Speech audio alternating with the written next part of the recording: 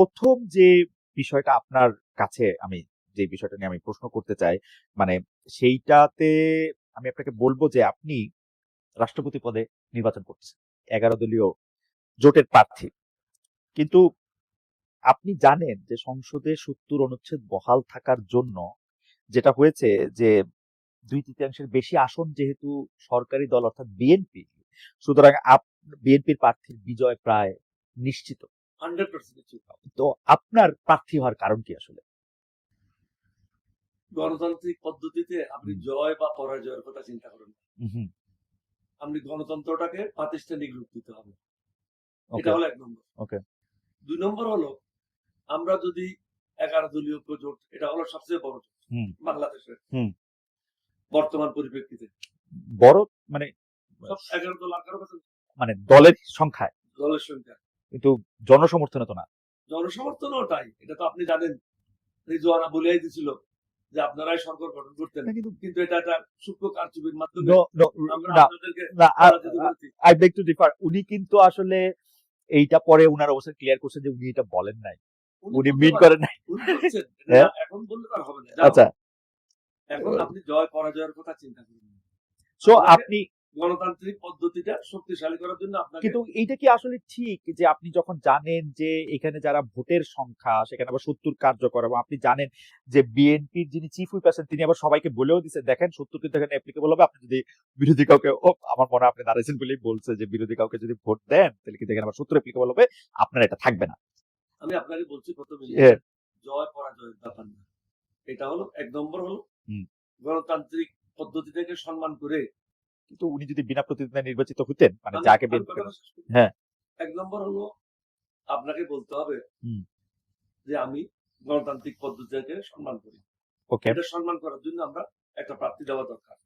2 নম্বর হলো আজকে যদি আমরা প্রার্থী না দিতাম তখন আপনারাই সবাই বলতো প্রার্থী দিলেন না কেন, কিন্তু আমাদের কাজই তো এটা, দাঁড়ালেন না কেন, 11 দলের কোনো প্রার্থী নেই, 11 দলের কোনো প্রার্থী নেই। আচ্ছা, এই ক্ষেত্রে এখন আমরা জনগণকে বলতে চাই যে 11 দলের প্রার্থী আছে, এবং আমরা চাই বিএনপির এরকম একটা ভালো প্রার্থী দেখ যেটা 11 দলের থেকে ভালো হবে। আচ্ছা, আমার সেখানে প্রশ্ন হচ্ছে যে আপনি রাষ্ট্রপতি পদে 11 দলের হয়ে নির্বাচন করবেন এইটা জেনেই কি আপনি 11 দলে গেলেন, নাকি আপনি আসেন বলে 11 দল আপনাকে প্রার্থী করলো? মানে এটা কি আপনাকে আগেই জানানো হয়েছিল যে, মানে তাহলে একটু ব্যাকগ্রাউন্ড বলতে হবে, অল্প করে বলেন, কারণ আমরা জি 2008 সালে আমি এককভাবে এলডিপি হিসেবে নির্বাচন করেছিলাম। এবার কিন্তু আমি নির্বাচন করিনি না, কিন্তু সবাই মনে করে আমি পরাজিত হয়েছি, আমি নির্বাচন করেছি। আমাদের লোকগুলি কি রকম অজ্ঞ অশিক্ষিত এটা বুঝতে পারে। আমি যে নির্বাচন করেছি বা করি না এটাও জানি। আমি নির্বাচন অংশগ্রহণ করিনি। এখানে আমি 10 সালের পর থেকে বিএনপির সাথেই ছিলাম। বিশেষ করে হাসিনার আমলে আমি সবচেয়ে বেশি লাগাতার ভাবে বলেন প্রত্যেকবার মিটিং করে সরকারের সমালোচনা করেছি, যেখানে যেখানে গঠনমূলক সমালোচনা করার দরকার করেছি, এবং অনেক সময় বিএনপি বয়স সেটা করেনি। সর্বশেষ সবাই আমার বাসায় চলে আসলো। ওই দিন প্রায় 200-এর উপরে সাংবাদিক ছিল। আমি একটা বিপদগ্রস্ত অবস্থায় ছিলাম, কারণ এটা আইন ভঙ্গ ছিল। 2028 সালের কথা বলতেছেন? না, এই বছর 3 আগে। আচ্ছা, কারণ তারা সাহস পাচ্ছিল না হাসিনার বিরুদ্ধে বক্তব্য রাখার। ওকে, আমি বক্তব্য রেখেছি। এবং আপনি তো ওই সময় আমার মনে পড়ে ডয়চে ভেলে তো আপনি আমাকে ইন্টারভিউ দিয়েছিলেন, সেখানেও আপনি খোলামেলা অনেক কথা বলেছেন, সেটা শেখ হাসিনা এবং হাসিনার বিরুদ্ধে হোক বা হাসিনার সরকারের বিরুদ্ধে হোক আমি খোলামেলা ভাবে, যখন যে ভুল করেছে সেটা খোলামেলা ভাবে সমাজ গঠনমূলক, কিন্তু আমি কোন দলের কাছে বিক্রি হইনি। এইবারও আমি বিএনপির সাথে ছিলাম, এবং বেগম জিয়ার মুক্তির জন্য সর্বপ্রথম মুক্তি মঞ্চ আমি করেছি। আওয়ামী লীগের থেকে প্রত্যেকবার আমি অফার পেয়েছি মন্ত্রী হওয়ার জন্য, টাকা নেওয়ার জন্য। অনেকে বলে আমি লোভের জন্য জামাতের কাছে গেছি। তাদেরকে বলবো আল্লাহকে ভয় করো, নবীকে ভয় করো। লোভের জন্য যদি যেতাম আমি প্রধানমন্ত্রী হয়ে যেতাম 1996 সালে, তখন আমি যাই নাই। হাসিনা জীবিত থাকতে, হাসিনা বাংলাদেশ থাকতে আমি এই কথাগুলি বলেছি, আজকে বলছি না, আপনি তখনই বলছি। এবং প্রত্যেকবার নির্বাচনের সময় 2008 থেকে নিয়ে প্রত্যেকবার তারা আমাকে মন্ত্রী করতে চেয়েছে, আওয়ামী লীগেরা টাকা দিতে চেয়েছে, আমি তাদের সাথে যাই নাই। বেগম জিয়ার সাথে আমি কখনো বেইমানি করিনি, আমি ওনার সাথে, উনি আমাকে অনুরোধ করেছেন, ওনার সাথে ছিলেন। উনি যখন অসুস্থ হয়েছেন তখনও কিন্তু উনি প্রায় না আমি আমি কিন্তু এটা বিশ্বাস করি জি জি প্রত্যেক মাসে মেসেজ দিয়েছেন, আমি গেছি ওনাকে দেখছি। এইবারও কিন্তু আমাদের একটা তালিকা 10 জনের হুম ফখরুল ইসলাম সাহেবের কাছে পাঠাইলাম, হুম নজরুল ইসলাম সাহেবের কাছে পাঠাইলাম, হুম সালাউদ্দিনের কাছে পাঠাইলাম, হুম বর্তমান মাননীয় প্রধানমন্ত্রী তারেক রহমান সাহেবের কাছে পাঠাইলাম, 10 জনের একটা তালিকা। হুম এবং ওটাতে লিখে দিলাম যে কয়জন আপনারা মনে করেন হুম আপনারা অ্যাকোমোডেট করতে পারবেন, হুম যারা উপযুক্ত। হুম আপনাদের প্রার্থীর থেকে যদি উপযুক্ত না হয় আপনি দেবেন না, হুম আপনাদের প্রার্থীর থেকে যদি উপযুক্ত হয় হুম তাহলে যে কয়জনকে দিতে পারবেন আপনারা দেন। হুম ওনারা কিন্তু সর্বশেষ দিন পর্যন্ত হুম আমাদের সাথে কোনো কথাও বলে নাই, হ্যাঁ, যোগাযোগ করে নাই। অর্থাৎ আমাদেরকে গভীর সমুদ্রে নিক্ষেপ করে চুপচাপ বসে রইল। হুম হুম তখন আমাদের দলের যারা সিনিয়র নেতারা আছেন, হুম যারা নির্বাচন করতে চান, তারা সবাই যে মহাসচিব চলে গেছেন হুম বিএনপিতে গিয়ে হুম পরাজয় বরণ করে হুম আমেরিকায় পলাই গেছেন, হুম সবাই মিলে আমার ঘরে বসলো। হুম ওনাদেরকে বললেন যে আপনারা খোলা মেলা মন্তব্যটা দেন, ওকে মনের মধ্যে কোনো কথা রাখেন আপনি না। একটু ওনারা খোলা মেলা মন্তব্য হুম দিলেন যে বিএনপির সাথে আমাদেরকে নিয়ে যান। হুম তখন মহাসচিব রিদওয়ান আহমদ বলল যে আমি পারবো না এটা, হুম ওখানে গেলে শুধু সারের সিটটাই দেবে, হুম অর্থাৎ আমার কথা বলবে, রাইট বাকি সিটের কোনো নিশ্চয়তা নেই। বাকি প্রেসিডিয়াম সদস্যরা বললো যে এটা তো হয় না, হুম আমরা এতদিন পরিশ্রম করলাম, বেগম জিয়ার হুম মুক্তির জন্য হুম সংগ্রাম করলাম, আওয়ামী লীগের বিরুদ্ধে আমরা প্রত্যেকটা মিছিলে অংশ নিলাম, আমাদের মূল্যায়নটা কিভাবে হবে? হুম তাহলে আপনারা জামাতের সাথে যোগাযোগ করুন। হুম রিদওয়ান সাহেব প্রস্তাব দিল, হুম প্রস্তাব দেওয়ার পরে সব প্রেসিডিয়াম সদস্য সর্বসম্মতি বলল যে স্যার জামাতের সাথে আমরা যোগাযোগ করি। আমাদের ওকে করো, কারণ এটা তখন আমার উপর নির্ভরশীল ছিল না, হুম আমাকে তো না ঠিক আছে প্রেসিডিয়াম আমি সদস্য। না আমার কোনো অসুবিধা নাই মানে আমি যেটা বলি যে আমি বাংলাদেশের আমি না শেষ করি। হ্যাঁ এখানে কিন্তু আমি কোনো সুবিধা নেওয়ার জন্য জামাতে যাই নাই, কারণ আমাদের দলের প্রেসিডিয়াম সদস্যরা সর্বসম্মতিক্রমে হুম, সিদ্ধান্ত নিয়েছে যে জামাতের আমার সাথে যাওয়ার এটা জামাতে যাওয়া। এবং এটা একদম আমি আমি এটা আমার উপর বাইন্ডিং এটা আমি এটা এটা আমি আহ, বা- আমার মনে হয় যে দর্শকরাও এটা অনেকটাই বুঝতে পারছেন যে কারণ হচ্ছে আপনি একটি রাজনৈতিক দলকে যখন থেকে রাজনৈতিক দলটি আসছে আপনি কিন্তু আপনার প্রতিশ্রুতি ছিল যে আপনি এটা গণতান্ত্রিক ভাবে এটা পরিচালনা করবেন নট লাইক যেহেতু এটা আপনার দল হ্যাঁ হ্যাঁ এটা তো সেই ক্ষেত্রে যদি পার্টি থেকে সিদ্ধান্ত হয় এটা ফেয়ার না কিন্তু আপনার কাছে কি মনে হয় যে ধরেন কর্নেল ডক্টর অলি আহমদ বাংলাদেশের মুক্তিযুদ্ধের সময় একটা হিস্ট্রিক বা একটা আইকনিক ফিগার তারপরে তার রাজনীতি বর্ণাঢ্য তার রাজনৈতিক জীবন আপনার বক্তৃতা শোনার জন্য আহ এমনকি আপনার চাঁদগাঁয়া ভাষার বক্তৃতা শোনার জন্য উত্তরবঙ্গের একটা মানুষের একটা বেকুলতা দেখতে পাইছি আমরা নানা সময় আপনার কাছে কি মনে হয় যে এই সময় আইসা আমি কিন্তু লোভের কথা বলতেছি না আমি বলতেছি হচ্ছে যে আপনার রাজনীতির এই চূড়ায় আরোহণ করার পরে আপনার যখন জামায়াতে ইসলামী নেতৃত্বাধীন কোন একটা জোট করতে হলো যেই জামাতের ব্যাপারে আপনি অনেক বেশি ক্রিটিক্যাল আমি ব্যাখ্যায় গেলাম না আপনার রাজনৈতিক জীবনে আপনি অনেক বেশি ক্রিটিক্যাল ছিলেন আমাদের দর্শকরা এখানে লিখতেছেন আপনি যখন এইরকম একটা যুদ্ধ করতেছেন তখন জামাত ইসলামী শীর্ষ নেতারা কে কোথায় ছিল আসলে আপনার কাছে কখন এটা মনে হয় কিনা অনেকে এরকম মন্তব্য করছেন আমি আমার মানে আমার প্রশ্নটা ওই জায়গায় সেইখানে কর্নেল অলি আহমদ আসলে তো একটা মানে একটা অধ্যায় উনার কি মনে হলো যে আমারে আয়সা বলল যে 10 জন সিটটা তারে দিবে সেজন্য আমার জামাতের সঙ্গে জোট করতে হবে আপনার কিরকম মানে আপনার কিরকম লাগলো মানে I have nothing against Jamaat Jamaat is fine to me কিন্তু আমি একজন জাতীয় নেতা হিসেবে জি আমার দায়িত্বটা কি? আমার দায়িত্বটা হলো সমগ্র জাতিকে ঐক্যবদ্ধ করা, জাতিকে বিভক্ত করা না। যারা বাংলাদেশকে ভালোবাসে না, যে সমস্ত দেশ বাংলাদেশের উন্নতি চায় না, তারা চায় বাংলাদেশকে বিভক্ত করে রাজাকার মুক্তিযোদ্ধা এই ট্যাবলেট গুলি জীবিত রেখে বাংলাদেশকে ধ্বংস করা। আমি সবসময় চেষ্টা করেছি সবাইকে কিন্তু আপনি এটা ট্যাবলেট কেন বলতেছেন একটা পার্টি যদি আপনারা যখন যুদ্ধ করতেছেন তখন যাদের বিরুদ্ধে আপনি যুদ্ধ করতেছেন একটা পার্টি যদি বলে আচ্ছা প্লিজ করেন আমার অন্যতম একটা দায়িত্ব হচ্ছে একজন জাতীয় নেতা হিসাবে দেশকে ঐক্যবদ্ধ করা। বিভক্ত জাতিকে নিয়ে কখনো এগিয়ে যাওয়া যায় না, দুর্বল হয়ে যায়। যেখানে ভারতের মতো একটা দেশ পাশে আছে যারা প্রতিনিয়ত আপনার উপরে স্টিম রোলার চালাচ্ছে, আপনার অভিন্ন নদীগুলির কোনো পানি দিচ্ছে না, শুষ্ক মৌসুমে আপনার কোনো পানি নেই, বর্ষা মৌসুম আপনাকে ডুবাই মারতেছে, আপনার গায়ের উপর দিয়ে গাড়ি চালিয়ে চলে যাবে, আপনার বন্দরগুলি ব্যবহার করবে, কোনো পয়সা দেবে না, আপনার উপর দিয়ে এটার সাথে বর্তমান রাজনীতির কি সম্পর্ক? শুনেন কথাটা আমি শেষ করি। জি। আপনার গায়ের উপর দিয়ে রেলওয়ে লাইন নিয়ে চলে যাবে, আপনার বন্দরগুলি ব্যবহার করবে, আপনার চারিদিকে ফেন্সিং দিয়ে আপনাকে ঘেরার মধ্যে নিয়ে নেবে, এরকম একটা শক্তি পাশে আছে। এখানে যদি আপনি বিরক্ত হয়ে যান, তাহলে আপনাকে লাথি মারা বা আমাকে লাথি মারা, আমি অবশ্যই জি আপনি চেষ্টা, আমি অবশ্যই দুর্বল অবস্থায় থাকলে আপনাকে ধ্বংস করা কঠিন না। আমার কাজ হলো মুক্তিযুদ্ধ হিসেবে দেশটাকে ঐক্যবদ্ধ করা। আর আপনি যাদের কথা বলতেছেন রাজাকার, তাদের জন্ম কি কখন হয়েছে? না আমি এদের জন্ম হয়েছে 1960 সালের পরে। না এইটা কিন্তু হচ্ছে আমার কাছে মনে হয় এটা ফ্যালাসি একটা, মানে আমার জন্ম হয়েছে পরে, আমি সেই সময় ছিলাম না, এটা হচ্ছে একটা ফ্যালাসি। কারণ আদর্শগতভাবে আমি এটা বুঝি, আপনি বাংলাদেশের জন্মের বিরোধিতা করছিলেন, আপনি বাংলাদেশের পক্ষে যুদ্ধ করছেন, ওরা বাংলাদেশের জন্মের বিরোধিতা করছে। এখন they have to come out clean, ওরা এসে তো বলতে হবে যে আমার ওই পজিশনটা ভুল ছিল। আপনি কি এটা আমাকে বলতে পারেন যে কোনোদিন জামায়াতের আমির ওই সময় ছোট থাক বাচ্চা থাক না বুঝুক, আমাকে বলছে যে অনেক ছোট ছিল, অনেক কিছু জানতো না, তো ঠিক আছে, যারা সেই সময় বড় ছিল তাদের সমালোচনা করছেন উনি, ওদের তো ফাঁসি দিয়ে দিচ্ছে, ওদের তো বিচার হয়ে গেছে। আপনি তো দল হিসেবে আপনার বলতে হবে যে দল হিসেবে আমার পজিশন হিসেবে ভুল ছিল, ইজন্ট ইট? ওদের তো ফাঁসি হয়ে গেছে। না সেইটা তো একজনদের ফাঁসি হয়েছে, কিন্তু এবং সেই ফাঁসির ক্ষেত্রেও কিভাবে এই আইন পরিচালিত হয়েছে, কিভাবে নানা প্রশ্ন আছে।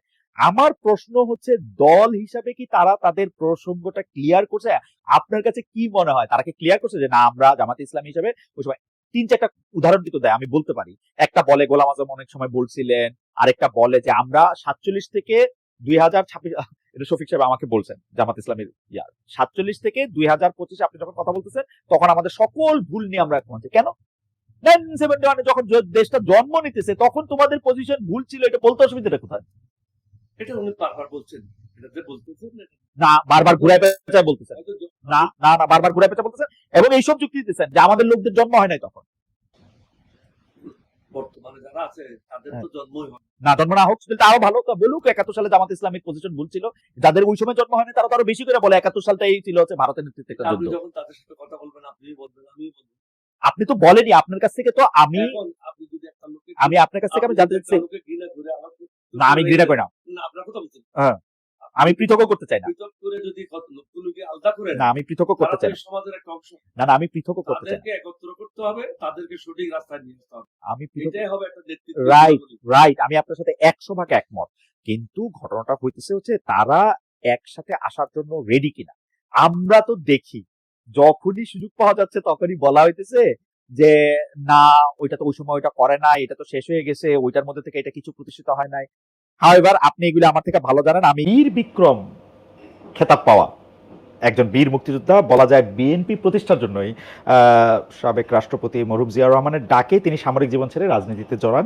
দীর্ঘ রাজনৈতিক জীবনে বেগম খালেদা জিয়ার প্রথম সরকারের মন্ত্রী হন, তারপর দলের সংসদ সদস্য ছিলেন, জোট সরকারের শেষ দিকে বিএনপি থেকে বের হয়ে যান, এরপর এলডিপি রাজনীতিতে তিনি কখনো একা, কখনো আওয়ামী লীগ, কখনো বিএনপি, কখনো জামাতের সাথে জোটবদ্ধ হয়ে রাজনীতিতে সক্রিয় আছেন। রাষ্ট্রপতি নির্বাচন এবং সমসাময়িক রাজনীতি নিয়ে বিশেষ সাক্ষাৎকারে আমাদের মুখোমুখি হয়েছেন রাষ্ট্রপতি প্রার্থী এবং এলডিপির চেয়ারম্যান কর্নেল অবসরপ্রাপ্ত অলি আহমেদ বীর বিক্রম। আপনাকে আমাদের অনুষ্ঠানে স্বাগত জানাই। আপনাকে বলতে চাই আপনি আমাদের জেনারেশনের যারা আছেন তাদের অনেকেরই অনুকরণীয়, অনুসরণীয় এবং একজন বীর মুক্তিযোদ্ধা অলি আহমেদ, আপনাকে আবারও আমি স্বাগত জানাই। আপনাকে ধন্যবাদ, এবং যারা আমাদের কথা শুনবেন তাদেরকে ধন্যবাদ জানাচ্ছি। আমি আসসালামু আলাইকুম ওয়া রাহমাতুল্লাহি ওয়া বারাকাতুহু। এখন কি শুরু করছেন? জি জি জি জি, এটা চলছে, দিস ইজ এটা এখন আসসালামু আলাইকুম ওয়া রাহমাতুল্লাহ। আপনাকে শুধু কিছু কারেকশন করে দিতে চাই। জি, আমার নামটা ন্যাশনাল আইডি কার্ড লেখা আছে ডক্টর অলি আহমদ বীর বিক্রম। ওকে, এটা হলো একটা। আচ্ছা, দুইটা হলো আমি কখনো আওয়ামী লীগ কখনো বিএনপি এটা হই নাই। না এটা কারেকশন। জোটের সাথে আমি আওয়ামী লীগের জোটে কখনো ছিলাম না। তাদের সাথে যোগাযোগ ছিল, কথা হয়েছিল, এটা রাজনীতি থাকলে সবার সাথে কথা বলতে হয়। এক সময় এরকম মনে হয়েছে না যে আপনার সাথে আওয়ামী লীগের একটা জোট হতে যাচ্ছে বা এরকম হয় না? এরকম জোট হয় না। আচ্ছা ঠিক আছে, আই কাট মাইসেলফ। আমরা আলোচনায় আসি, আলোচনায় আসি। দুই নম্বরটা হলো জি, আমি কিন্তু বেগম জিয়ার মন্ত্রী হইনি। আচ্ছা, আমি মন্ত্রী হয়েছি 1980 সালের শেষের দিকে। ওকে, প্রথমবার মন্ত্রী হলাম যুব ক্রীড়া মন্ত্রণালয়ের দায়িত্বপ্রাপ্ত মন্ত্রী। আচ্ছা, 1980 সালে। আচ্ছা এবং আমি যখন চাকরি ছেড়ে দিই হ্যাঁ শহীদ রাষ্ট্রপতি জিয়াউর রহমানের অনুরোধে হ্যাঁ আমার 13 বছর চাকরি বাকি ছিল। ও আচ্ছা আচ্ছা ওই যে ওইটা আমরা বলতে চাইছি যে আপনি আসলে সামরিক জীবন ছেড়ে রাজনীতিতে আসছেন, দেশের জন্য কি স্যাক্রিফাইসটা করেছি আমার 13 বছর চাকরি ছেড়ে। কিন্তু আপনি তো চাকরি ছেড়ে মন্ত্রী হয়েছেন, এটা তো আর খারাপ হয় না, খুব বড় জিনিস না মন্ত্রী খারাপ হয়, কিন্তু আমার চাকরিটা আমার জন্য অনেক বড় ছিল। ওকে, মানে you are a proud soldier, এটা আমার বড় ছিল, যেটাকে ভিত্তি করে দেশের জন্য আমি সর্বপ্রথম বিদ্রোহ করেছিলাম। না মানে আমাদের বীর বিক্রমদের মধ্যে সর্বপ্রথম যুদ্ধের সময় আপনি তো সর্বপ্রথম। জি, আমি লেফটেন্যান্ট হালদার, রাইট, আমরা দুজনেই ফোর বেঙ্গলের অফিসার। আমরা যুদ্ধকালীন সময়ে জুলাই মাসে খেতাব প্রাপ্ত হই, তখন কিন্তু অন্য কোনো অফিসার খেতাব পায়নি। আচ্ছা, এইটা নিয়ে আমার একটু কৌতূহল আছে, আমি এটা যদি আজকে সময় পাই আমি শেষ দিকে পড়বো। অনেকেই বলে থাকেন যে বাংলাদেশের মুক্তিযুদ্ধটার ক্ষেত্রে খেতাব প্রদানের ক্ষেত্রে অন্তত কিছুটা সামরিকায়ন হয়েছে, কারণ আপনারা যারা অফিসাররা ছিলেন তারা সবাই খেতাব পাইছেন। আমি আপনার কথা বলতেছি না, আপনি হয়তো খেতাব প্রাপ্যই ছিলেন, কিন্তু যে আর্মি অফিসার শুধু যুদ্ধকালীন সময়ে আপনার সঙ্গে যুদ্ধ বা আপনার সাথে যুদ্ধ করছে তারা সবাই খেতাব পাইছে, ব্যাপারটা কি এরকম? আসলে এটা আমি পরে পরে বলি, কারণ অনেকগুলি বিষয় নিয়ে। আমি যখন খেতাব পাই তখন প্রায় 13টা যুদ্ধে আমি সম্মুখ যুদ্ধে অংশগ্রহণ করি। আপনার খেতাব পাওয়ার বিষয়টা আলাদা, কিন্তু যে কোনো অফিসারই খেতাব পাইছেন, ব্যাপারটা কি এরকম? না, যারা যুদ্ধ করে তারা খেতাব পায় না, যারা যুদ্ধ করছে তাদের মধ্যে এখানে অনেক অফিসার আছে আচ্ছা যারা খেতাব পায় নাই। ওকে, সুতরাং আমি ওইদিকে যাচ্ছি না। আমি প্রায় 14-15টা সম্মুখ যুদ্ধে অংশগ্রহণ করার পরে খেতাব পেয়েছি। আপনার ব্যাপারে কারো কোনো প্রশ্নই নাই, এটা স্যার আরেকটা আপনার ব্যাপারে কারো কোনো প্রশ্ন। এটা স্যার আরেকটা গুরুত্বপূর্ণ কথা হলো 3টা ব্রিগেড হয়েছিল তাদের আদি অক্ষরের নামে। জিয়াউর রহমান আদি অক্ষর জেড ফোর্স, হ্যাঁ, শফিউল্লাহ সাহেবের জন্য এস ফোর্স, খালেদ মোশাররফের কে ফোর্স। জি, খালেদ মোশাররফের K force of brigade major আসছিল ইন্ডিয়ান আর্মি থেকে। Okay, S force of brigade major আসছিল ইন্ডিয়ান আর্মি থেকে। জিয়াউর রহমান সাহেব যখন এস ফোর্স খাড়া করবে, গঠন করবে, উনি আমার কাছে বিদায় নিতে আসলেন ছাগল লাইয়ার কাছে। উনি আমাকে বললেন যে তো অনেকদিন একসাথে ছিলাম, আমি এখন নতুন ভাবে একটা ব্রিগেড গঠন করবো, ওটাতে চলে যাচ্ছি, তোমার বিদায় নিতে আসলাম। আমি ওনাকে জিজ্ঞাসা করলাম আপনি আমার কাছে কি আশা করবেন? বললে আমি খুব খুশি হইতাম তুমি যদি আমার সাথে থাকতা। আমি যে আপনার সাথে আমি নাই এটা কে বললো? বলতে কিভাবে, তোমার তো কোনো বদলি হয়নি। আমি যে বদলি আমার কে করবে? আমি তো কারোর নেতৃত্বে বিদ্রোহ করিনি। আচ্ছা, আমি নিজে স্ব-উদ্যোগে বিদ্রোহ করেছি। আপনি তুরা পৌঁছার আগে, মেঘালয় পৌঁছার আগে ক্যাপ্টেন ওলি ওখানে হাজির থাকবে। ক্যালকাটা চলে গেলেন, আমি একটা গাড়ি নিয়ে, আমার ড্রাইভার ছিল নজির, সিভিলিয়ান, আমার সিভিল জিপ ছিল টয়োটা জিপ। ওই জিপ নিয়ে পরের দিন আমি স্ট্যান্ড গান নিয়ে রওনা হয়ে গেলাম। প্রতিমধ্যে 2টা আর্মি ক্যাম্পে, ইন্ডিয়ান আর্মি ক্যাম্পে রাত্রি যাপন করলাম। গভীর জঙ্গলে পৌঁছে গেলাম, এটা গভীর জঙ্গল, জিয়া সাহেবকে বনবাস দেওয়ার মতো। শফিউল্লাহ সাহেব থেকে গেল নিজের জায়গায়, খালেদ মোশাররফ সাহেব থেকে গেল নিজের জায়গায়। জিয়াউর রহমানের বিরুদ্ধে একটা ষড়যন্ত্র হলো, তাকে পাঠাই দেওয়া হলো মেঘালয়ের গভীর জঙ্গলে। কিন্তু আমরা সেই গভীর জঙ্গল আর রাখলাম না, জঙ্গলে গিয়ে জঙ্গল কেটে আমি ব্রিগেড হেডকোয়ার্টার স্থাপন করলাম 7 জুলাই 1971 স্থাপন করলাম। জিয়া সাহেব যখন আসলেন উনি এটা তাজ্জুব হয়ে গেলেন দেখে, তুমি কি এটা কিভাবে করলা? আমি স্যার আপনি আসবেন, আমি ব্রিগেড হেডকোয়ার্টার স্থাপন করবো না, এটা তো হইতে পারে না। তখন আমাদের অধীনে ছিল 1st Bengal regiment, 8th Bengal regiment, 3rd Bengal regiment. আমরা কিন্তু বসেছিলাম না, এক সপ্তাহের মধ্যে আমরা যুদ্ধ পরিকল্পনা করলাম। 1st বেঙ্গলকে দিয়ে কোথায় আক্রমণ করবে, 8th বেঙ্গলকে দিয়ে কোথায় আক্রমণ করবে, 3rd বেঙ্গলকে দিয়ে কোথায় আক্রমণ করবে। অন্য বেঙ্গল রেজিমেন্টগুলি তখনও কিন্তু বর্ডারে বসা ছিল, আমরা কিন্তু যুদ্ধে লিপ্ত হয়ে গেলাম। আমরা সেজন্য আমি বলতেছিলাম যে মানে এই প্রশ্নগুলি একটু শেষ করে, আচ্ছা তাহলে একটু দ্রুত শেষ করে, কারণ আমাদের অনেক, যেহেতু ব্রিগেড মেজর ছিলাম, জিয়া সাহেব আমাকে জিজ্ঞাসা করলো তুমি ব্রিগেড মেজর হবে কিভাবে, তুমি তো কখনো ব্রিগেড মেজর কাজ করো নাই। তাহলে আমি করিনি। আপনি যে ব্রিগেড কমান্ডার হলেন, মেজর থেকে লেফটেন্যান্ট কর্নেল, কর্নেল, ব্রিগেডিয়ার, 3 ধাপ গেলেন, আমি 1 ধাপ উপরে যেতে, অসুবিধাটা কোথায়? আপনি 3 ধাপ উপরে গেলেন, আমি 1 ধাপ উপরে যাব। আর যে ব্রিগেড মেজর কাজটা হলো আমি জানি না, কিন্তু আপনি তো জানেন। আমার যে হেড ক্লার্ক সুবাদার মেজর রহমান 2য় বিশ্বযুদ্ধের থেকে আছে, তিনি জানেন। সুতরাং আপনার দুজনের কাছ থেকে আমি কাজ শিখবো, কিন্তু ইন্ডিয়ান অফিসার এখানে থাকবে না। ইন্ডিয়ান অফিসার আসলো, আমি কিন্তু তার রাত্রে রাখলাম, পরের দিন সকালে গাড়িতে বসে বিদায় করে দিলাম। আমার এই অর্ডারটা, আমি যে ব্রিগেড মেজর ছিলাম, অনেক মুক্তিযোদ্ধারা এটা পছন্দ করে নাই। যার কারণে 1971, 1972, 1973, 1974, 1975 পর্যন্ত আমার এই অর্ডারটা হয়নি। 1975 যখন আমি শেষ দিকে আর্মি হেডকোয়ার্টারে আসলাম, জিএসও 1 জেনারেল, এটা হলো অপারেশনাল সাইট, যুদ্ধ পরিচালনা করে, ওটাতে আসলাম। এর পরের দিনে জিএস সাহেব আমাকে ডেকে বললেন, তুমি আমার অফিসের দায়িত্ব নিতে হবে আমার সেক্রেটারি হিসেবে। আমি যখন দায়িত্ব নিলাম, প্রথম কাজটা করলাম, মিলিটারি সেক্রেটারিকে ডেকে নিলাম, ডেকে নিয়ে বললেন যে আমার 6 বছর হচ্ছে, তুমি আমার অর্ডারটা কেন করলে না? একটু আগাই। আচ্ছা, বিএনপি আনুষ্ঠানিকভাবে, আমি রাষ্ট্রপতি প্রার্থীর ক্ষেত্রে আসি, কারণ আপনি জানেন আপনাকে বাংলায় একটা শব্দ আছে সংসপ্তক, যে মানে পরাজয় নিশ্চিত জেনেও যে আজীবন যুদ্ধ করে যায়, যেটা ন্যায় যুদ্ধ, যেটা আপনি গণতন্ত্রের জন্য যুদ্ধ বলতেছেন বা গণতন্ত্র প্রতিষ্ঠার জন্য আপনার, তো আপনি বিএনপি থেকে আপনি দেখতেছেন যে হয়তো আগামীকাল পার্টির চেয়ারম্যান যিনি প্রধানমন্ত্রীও বটে, তিনি তার নাম ঘোষণা করবেন। তো অনেক জায়গায় কেউ কেউ শিওর হয়ে বলতেছেন যে এবার এটা হবে হচ্ছে মির্জা ফখরুল ইসলাম আলমগীর। তো আপনি কিন্তু তাকে আপনার, মানে আপনি যখন বিএনপিতে ছিলেন তখন উনিও ছিলেন, মানে অবশ্যই আপনার থেকে অনেক, আমি এটাকে কি বলবো, যে আপনি অনেক বড় নেতা ছিলেন, তিনি তুলনামূলকভাবে অনেক ছোট নেতা ছিলেন।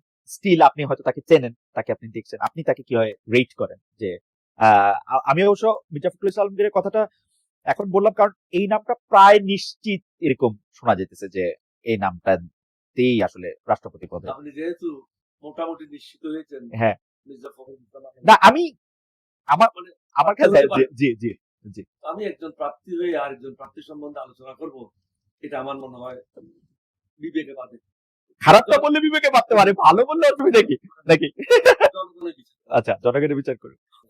আচ্ছা, আপনি কি মনে করেন, ধরেন ৭০ নাই, ধরেন স্বাধীনভাবে পার্লামেন্টেরিয়ানরা ভোট দিতে পারত, আপনি এখনকার রাজনীতির যে পালস বোঝেন বা জানেন, বিএনপি যারা সংসদ সদস্য আছেন তাদের অনেককেই আপনি চেনেন, আপনার কাছে কি মনে হয় যে এইটা একটা, এইটা যদি সংসদ সদস্যরা ৩৫০ জন সংসদ সদস্য যদি স্বাধীনভাবে, মানে এইটার জন্য শুধুমাত্র সংসদ সদস্য পদ যাওয়া না, আর কোনো কিছু, এ তারে বকলো ওইরকম হইলো, ওইরকমও হবে না কিছু, আপনার কাছে কি মনে হয় যে এটা একটা বড় লড়াই হইতো?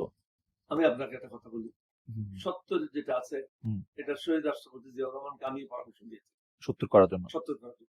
জাস্ট তখনকার একটা পরিপ্রেক্ষিত ছিল, কারণ সংসদ সদস্যরা অল্প টাকায় বিক্রি হয়ে পার্টি চেঞ্জ করত। আপনি রিসেন্টলি কয়েক বছর আগে পাকিস্তানে দেখেন, রাত্রে 10টার পরে পার্লামেন্ট কনভেন্ট করে 15 জন বা 16 জনকে কিনে নিয়ে, হ্যাঁ, হর্স ট্রেডিং বলতেন না, কি বলে, কি জানি একটা বলতেন আপনারা। জেলে নিয়ে গেল। পাকিস্তানের গত 30 বছরের সবচেয়ে যোগ্য একজন প্রধানমন্ত্রী, যিনি অক্সফোর্ডে লেখাপড়া করেছেন, তাকে জেলে নিক্ষেপ করেছে। তাহলে বুঝেন সত্যের দ্বারার একটা উপকারিতা অপকারিতা। এই সমস্ত গুলি চিন্তা করে আমি পরামর্শ দিয়েছিলাম শহীদ রাষ্ট্রপতি জিয়াউর রহমান। হ্যাঁ, কিন্তু এখন নতুন জেনারেশন মনে করে এটা থাকা উচিত না, এবং আমরা সবাই মিলে এটা দস্তখত করেছি, বিএনপি এটা দস্তখত করেছে। এটা না যে বিএনপি দস্তখত করেনি, আমরা সবাই বলছি 70 অনুচ্ছেদ থাকা উচিত না। এটাতে 70 অনুচ্ছেদ না থাকলে হচ্ছে কি, আমরা দুইটা জিনিস বলছি, এটা হলো পার্লামেন্ট মেম্বার এবং উচ্চ কক্ষের মেম্বার, দুটাই মিলেই রাষ্ট্রপতি নির্বাচিত করবে। এখন কে হলো না হলো এটা বড় কথা না, তখন যে জনগণের প্রতিনিধিরা একটা স্বাধীনতা থাকতো, ওই স্বাধীনতাটা এখন নাই। থাকলে একটা ভালো লড়াই হইতো কিনা, আপনি এখন যারা স্বাধীনতা, এক নম্বর হলো তাদের সেই স্বাধীনতাটা নাই। ওকে, সুতরাং এখানে গণতন্ত্র খর্ব করা হয়েছে, ওকে, বাক স্বাধীনতা খর্ব করা হয়েছে, তাকে গলায় রশি লাগানো হয়েছে যে আমি যেদিকে টানি তোমাকে সেদিকে যেতে, যদি না টানতো তাহলে যাইতো কিনা, তুমি যদি আমার টানে না আসো তাহলে ঘরে যেতে হবে, কারণ তোমার মেম্বারশিপ থাকবে না। ওকে, আমরা চাচ্ছি, আমি নিজেও চাই, নতুন জেনারেশনের সাথে একমত হয়ে যে বাক স্বাধীনতা ফিরে আসা উচিত এবং সকলের ব্যক্তিগত স্বাধীনতা থাকা উচিত।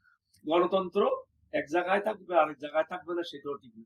তবে আপনি কি খুব মানে আপনার কারণ আপনার তো কালের সাক্ষী, আপনার আইয়ুব খানের বেসিক ডেমোক্রেসি সাক্ষী। আপনি হয়তো, যেহেতু আপনি খুব নিবিড় গবেষক ধরনের পড়ালেখাও করেন, তাহলে যত সময় আসলে ওই গণতন্ত্রকে কোনো একটা জায়গায় রিপ্রেজেন্টেশনের মধ্যে নিয়ে আসা হয়েছে, মানে বেসিক ডেমোক্রেসির মতো, জনগণ সরাসরি ভোট না দিয়া পরোক্ষ ভোট করছে, ওগুলি কি আসলে ভালো ভোট হয়? যেমন এখনকার সংসদ সদস্যরা যদি রাষ্ট্রপতি পদে স্বাধীনভাবে, ধরেন আপনি টেনে রাখা দড়ি ছাড়া যদি এটা ভোট দিতে পারতো, সেটা কি একটা সত্যিকারের, মানে এই সিস্টেমটা কেমন? মানে 350 জনের ভোটে একটা হেড অফ দ্য স্টেট নির্বাচিত হবেন, এইটা কিরকম কথা?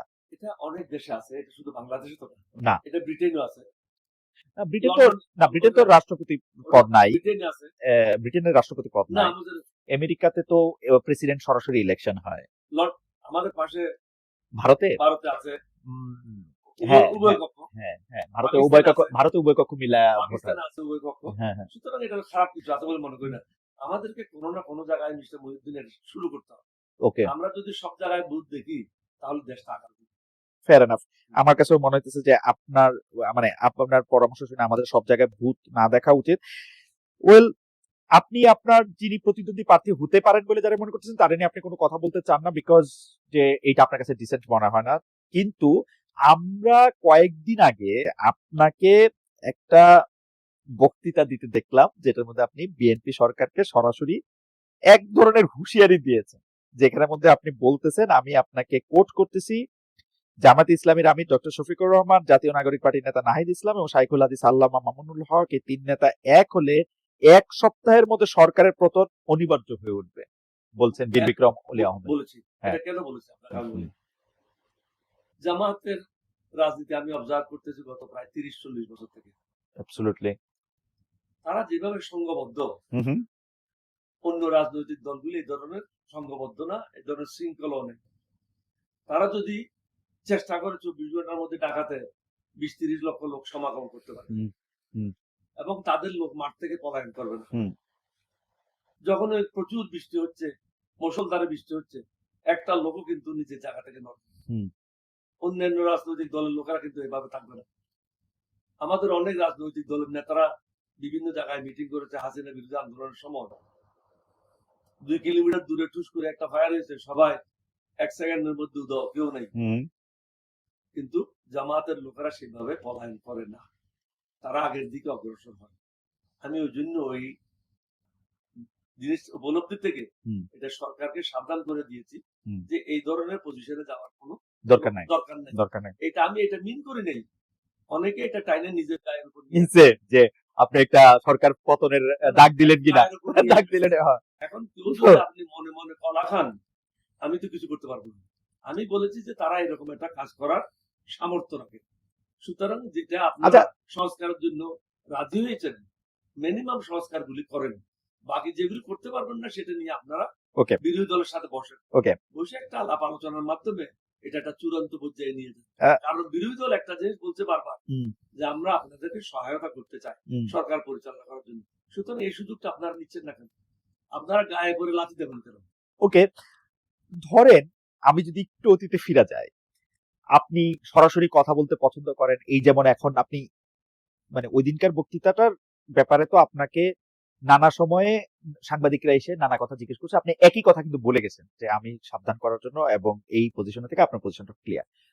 আমি যদি একটু অতীতে ফিরা যাই, যে 2001 থেকে 2006 সালে 4 দলীয় একটা জোট ছিল, বিএনপির সাথে জামাতে ইসলামী ছিল, জাতীয় পার্টির একটা অংশ ছিল ইসলামী শাসন, ওই দলটাকে ইসলামী শাসন, মানে মুফতি আমিনীর যে দলটা, ওই দলটা হচ্ছে। অনেকেই বলে থাকেন, আমরা সত্য মিথ্যা জানি না, কারণ এগুলি কোথাও কোনো একদম রজেটা স্টোনে লেখা নাই যে আপনি জামায়াতে ইসলামীর জোটভুক্ত হওয়া বা তাদের পরবর্তীতে তাদের দুইজনরে মন্ত্রী করা, এগুলো আপনি পছন্দ করেন না। অনেকেই বলে থাকেন একদম 100% মিথ্যা। আপনি পছন্দ করবেন, মানে 100% মিথ্যা। আচ্ছা, বরং জোট করার ব্যাপারে আমি মুক্ত ভূমিকা পালন করেছি। কেন জামাতের সাথে তো আপনি এটা লাগালাগি, সারা বাংলাদেশে জোট হইলো, আপনার আসলে জোট হয় নাই। যতগুলি মিটিং হয়েছে, হ্যাঁ, আপনি জামাতকে জিজ্ঞাসা করেন, মোজাহিদের ছেলে জীবিত আছে, নিজামী সাহেব আমার বাসায় আসছে, মোজাহিদ প্রায় প্রত্যেক মাসে 2-3 বার আসতো, আব্দুল কাদের মোল্লা আসতো, সেইটা আসতে পারে না ওটা না, সেইটা আসতে পারে, জন্য আসতো। কিন্তু আপনি আপনি আপনি আপনি আপনি জিনিসগুলি দেখেন, হচ্ছে কি জানেন, যারা ভারতের বয়ান বহন করে, তারা কিন্তু আমাকে সমাজে হেয় প্রতিপন্ন করার জন্য এই কথাগুলি বলে। আচ্ছা, তাহলে আপনি এটাতে কি বলেন? বিএনপির বন্ধু না, তারা বিএনপির সাথে আমার দূরত্বটা সৃষ্টি না করার জন্য ধরেন ধরেন ভয় করে সৃষ্টি ধরেন করে। 2001 সালের জাতীয় নির্বাচনে সারা বাংলাদেশে জোট হয়েছে, আমি আপনাকে এখানে একটু কথা বলি। এই যে চট্টগ্রাম 14 আসনে কিন্তু শেষ জামাতের প্রার্থী ছিল। 1996 সালে আমি 2টা আসন থেকে নির্বাচিত। রাইট। একটা হলো জামাতের সিট, হ্যাঁ, সাতকানিয়া মহানগর। সাতকানিয়া, হ্যাঁ, আর একটা হলো চন্দনের চন্দনের, সাতকানিয়া। হ্যাঁ, আমি 2টা থেকে জিতে আসি। হুম। বিএনপি কখনো সাতকানিয়া থেকে জিতে নাই, জিতবেও না। হুম। আমি 2টা থেকে জিতে আসি। হুম। তখন কিন্তু বিএনপির 28 জন মন্ত্রী হারিয়ে যায়। হুম।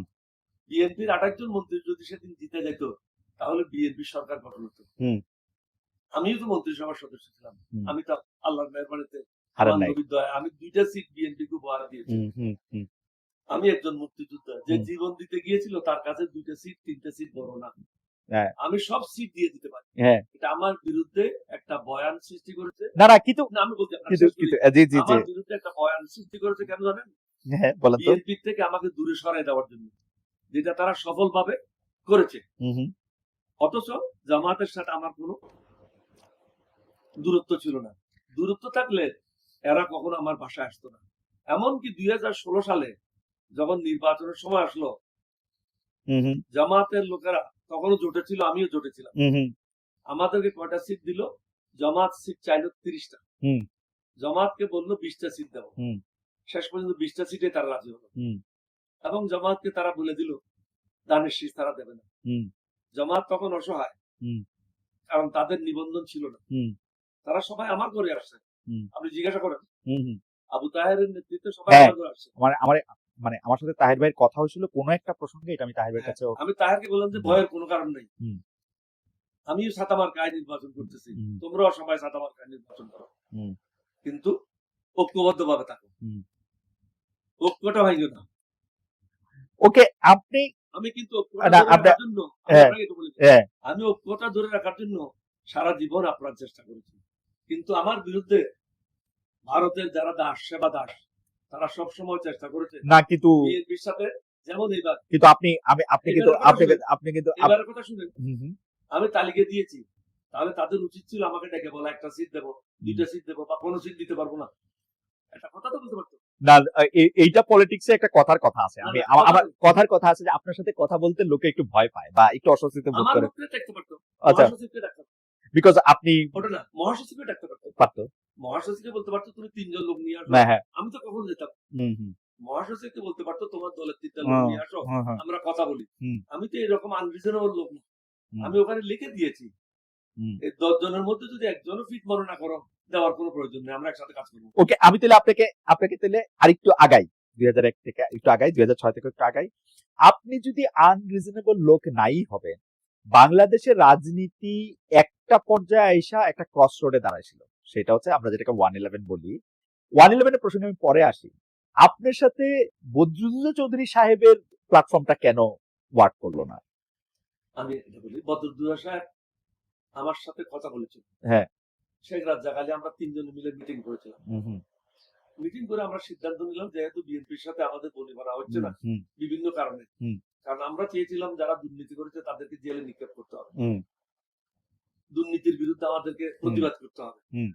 দলের মধ্যে যারা চাঁদাবাজ আছে তাদেরকে বের হুম। করতে হবে। হুম। এটা যখন হচ্ছে না, তখন আমরা সিদ্ধান্ত নিলাম একটা পৃথক দল করবো। হুম।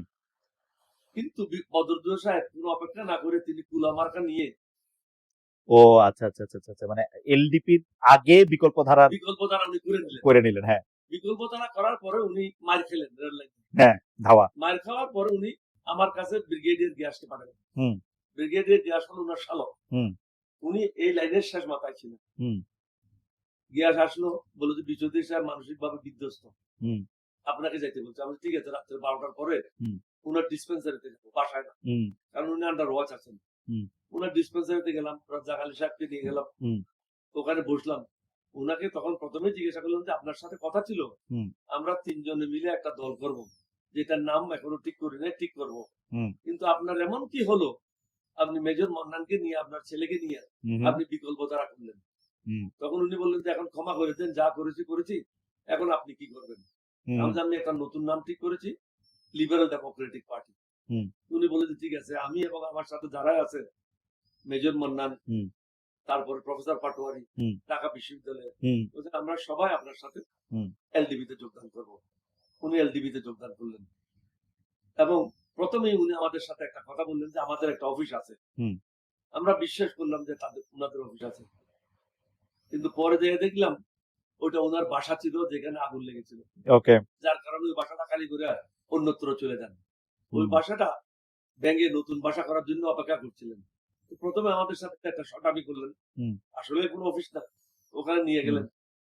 ওনার সাথে আমার কথা ছিল, আপনি হলেন মহামান্য রাষ্ট্রপতি, প্রত্যেকটা জায়গায় আপনি প্রধান অতিথি হবেন, কিন্তু সংগঠনটা আপনি আমার উপর ছেড়ে দেন।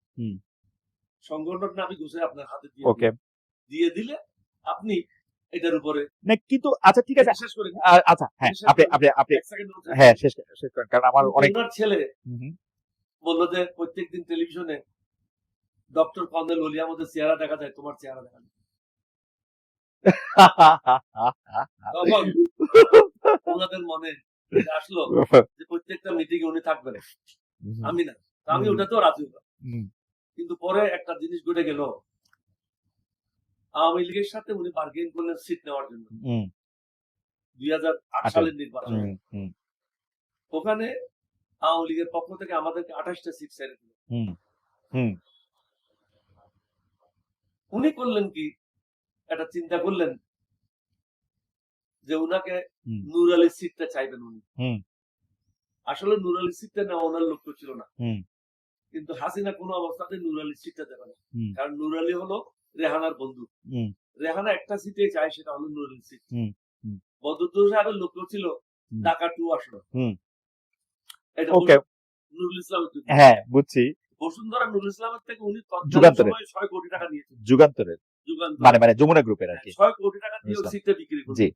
তখন উনাকে আমরা ডেকে বললাম যে আপনি এখানে দুর্নীতি করেছেন। এই মিটিংটা হয়েছিল জিন্নাহ সাহেবের বাসায়, আমাদের এমপি জিন্নাহ। আমরা ওনাকে না সরি মন্নান সাহেবের বাসায় গুলশনে। উনাকে সবাই সর্বসম্মতিক্রমে একটা কথা বললেন, আপনি সম্মানিত লোক, আপনাকে আমরা বেইজ্জত করতে চাই। ওকে, আমরা আপনি পৃথক হয়ে যান, আপনি আপনার তুলা মার্কায় বিকল্প দ্বারায় চলে যান। দুর্নীতি করেছেন, দুর্নীতিগ্রস্ত লোকের সাথে আমরা রাজনীতি করব। তখন তিনি মন্নান আর ওনার ছেলেকে নিয়ে আবার বিকল্প ওকে ওকে আমার দিতে হয়, এটাই হলো মূল খরচ। বাকিরা প্রত্যেকে নিজের নিজের খরচগুলো সামলায়। আচ্ছা, একটা বিষয় বাংলাদেশের ইতিহাসের জন্য খুব বড় ঘটনা এবং খুব সিগনিফিকেন্ট ঘটনা, এবং আমি বলবো জামায়াতে ইসলামের আমির ডক্টর শফিকুর রহমান সাহেব বলার পরে সে, এবং তারপরে আপনি যখন ওটাকে এন্ডোর্স করছেন তখন এটা আরো মানে সামনে চলে আসছে। মানে সাবেক রাষ্ট্রপতি মরহুম রাষ্ট্রপতি জিয়াউর রহমান সাহেবের ঘোষণা নাকি আপনার রিভোল্ট, আপনি একদম নিরপেক্ষভাবে অন্য কোনো কিছু থেকে না, একদম নিরপেক্ষভাবে কোনটাকে আপনি আগায় রাখবেন আসলে খুব সংক্ষেপে যদি বলেন? এটা খুব কঠিন কাজ, বিকজ ইউ আর একটা হ্যাঁ। যখন আমি বিদ্রোহ করি তখন জিয়াউর রহমান সাহেব উপস্থিত ছিলেন না, তিনি চট্টগ্রাম বন্দরে যাচ্ছিলেন। তিনি আসার আগেই আমি ক্যাপ্টেন আহমদ আলী 8ম বেঙ্গল রেজিমেন্ট তাকে অ্যারেস্ট করি, লেফটেন্যান্ট আজমকে অ্যারেস্ট করি, লেফটেন্যান্ট হুমায়ুনকে অ্যারেস্ট করি, বিডিআর এর তৎকালীন বিডিআর এর মেজর হামিদকে অ্যারেস্ট করি, ক্যাপ্টেন নজরকে অ্যারেস্ট করি। তাহলে বিদ্রোহ যদি আমি প্রথমে না করি 5 জন অফিসারকে অ্যারেস্ট করলাম কিভাবে আপনি বলেন?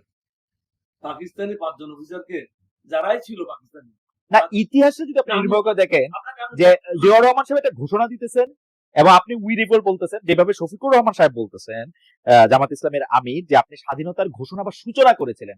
ইজ ইট লাইক না না না, উনি স্বাধীনতার ঘোষণার কথা বলেন? আমার কাছে সিআর আছে, আপনি যদি দেখতে চান অরিজিনাল ডকুমেন্ট আমার কাছে না, উনি স্বাধীনতার ঘোষণা বা না, এটা এখানে আছে। হ্যাঁ, এখানে দুইজন, অবশ্যই আমি দেখি, আমি এটা কপিও নিতে চাই, আমি এটা পরে এটা এখানে দুইজনই লেখা আছে। হ্যাঁ, জিয়াউর রহমান সাহেব নিজে লিখছেন, this officer played the main role which enabled 8 Bengal, this Bengal। একজন লিডার তো বলবেই যে তার যে অফিসাররা ছিল they played the main role. না, সবাই কথা বলেন, আমার কথা বলছে। হ্যাঁ, আপনারই তো, because you are a valiant soldier, আপনার কথা তো অন্য অফিসার তো ছিল বাঙালি, তাদের কথা তো বলেন। মেইন রোল যখন একটা লিডার বলে, দ্যাট নেসেসারিলি এইটা কি মিন করে যে আমি তার রোলটা ফলো করছি, নাকি আমি তারে আসলে আমি এগুলি নিয়ে বিতর্ক করতে না। উনি নিজের এটা লেখা, হাতে লেখা, উনি বলছেন আমি সর্বপ্রথম বিদ্রোহ করেছি এবং পরবর্তী পর্যায়ে next senior most officer major.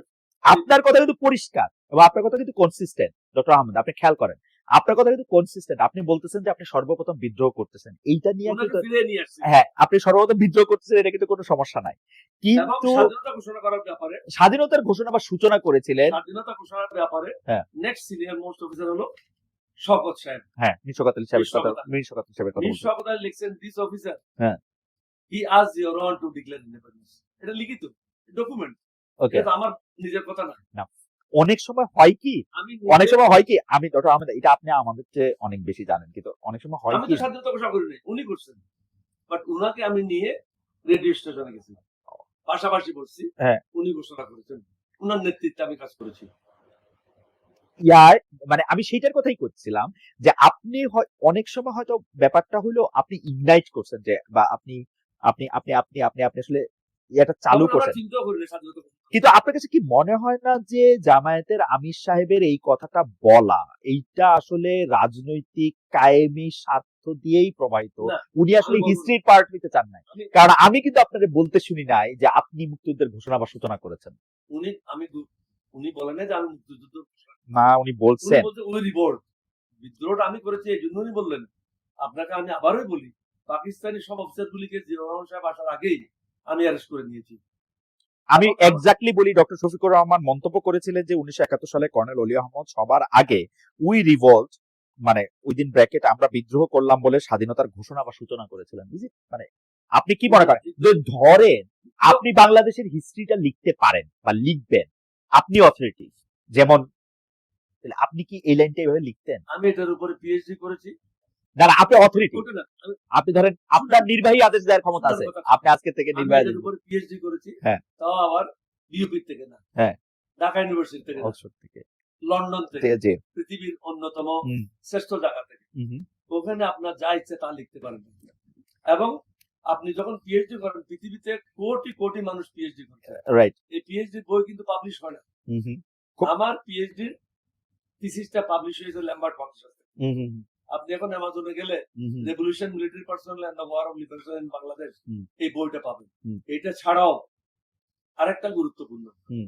যেটা হলো ব্যাটলস দ্যাট আই ফট, হুম। আমি যে সমস্ত যুদ্ধ করেছি হুম এবং যে সমস্ত অফিসারদের ইন্টারভিউ নিয়েছি, হুম এটার নাম হলো battles that I fought hmm and the interviews of war heroes. হুম এটাও কিন্তু ল্যাম্বার্ট পাবলিশার পাবলিশ করেছে, ওকে অ্যামাজনে আপনি পাবেন। হুম কারণ এটা যদি ঐতিহাসিক গুরুত্ব না থাকতো, হুম।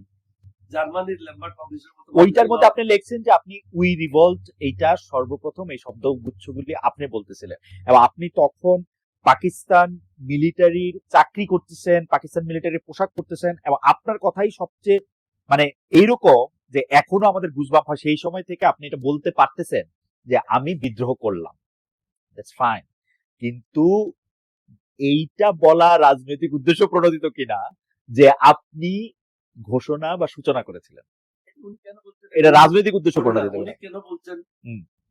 এটা উনার কাছ থেকে জিজ্ঞাসা করলে উনি এটা বলছেন।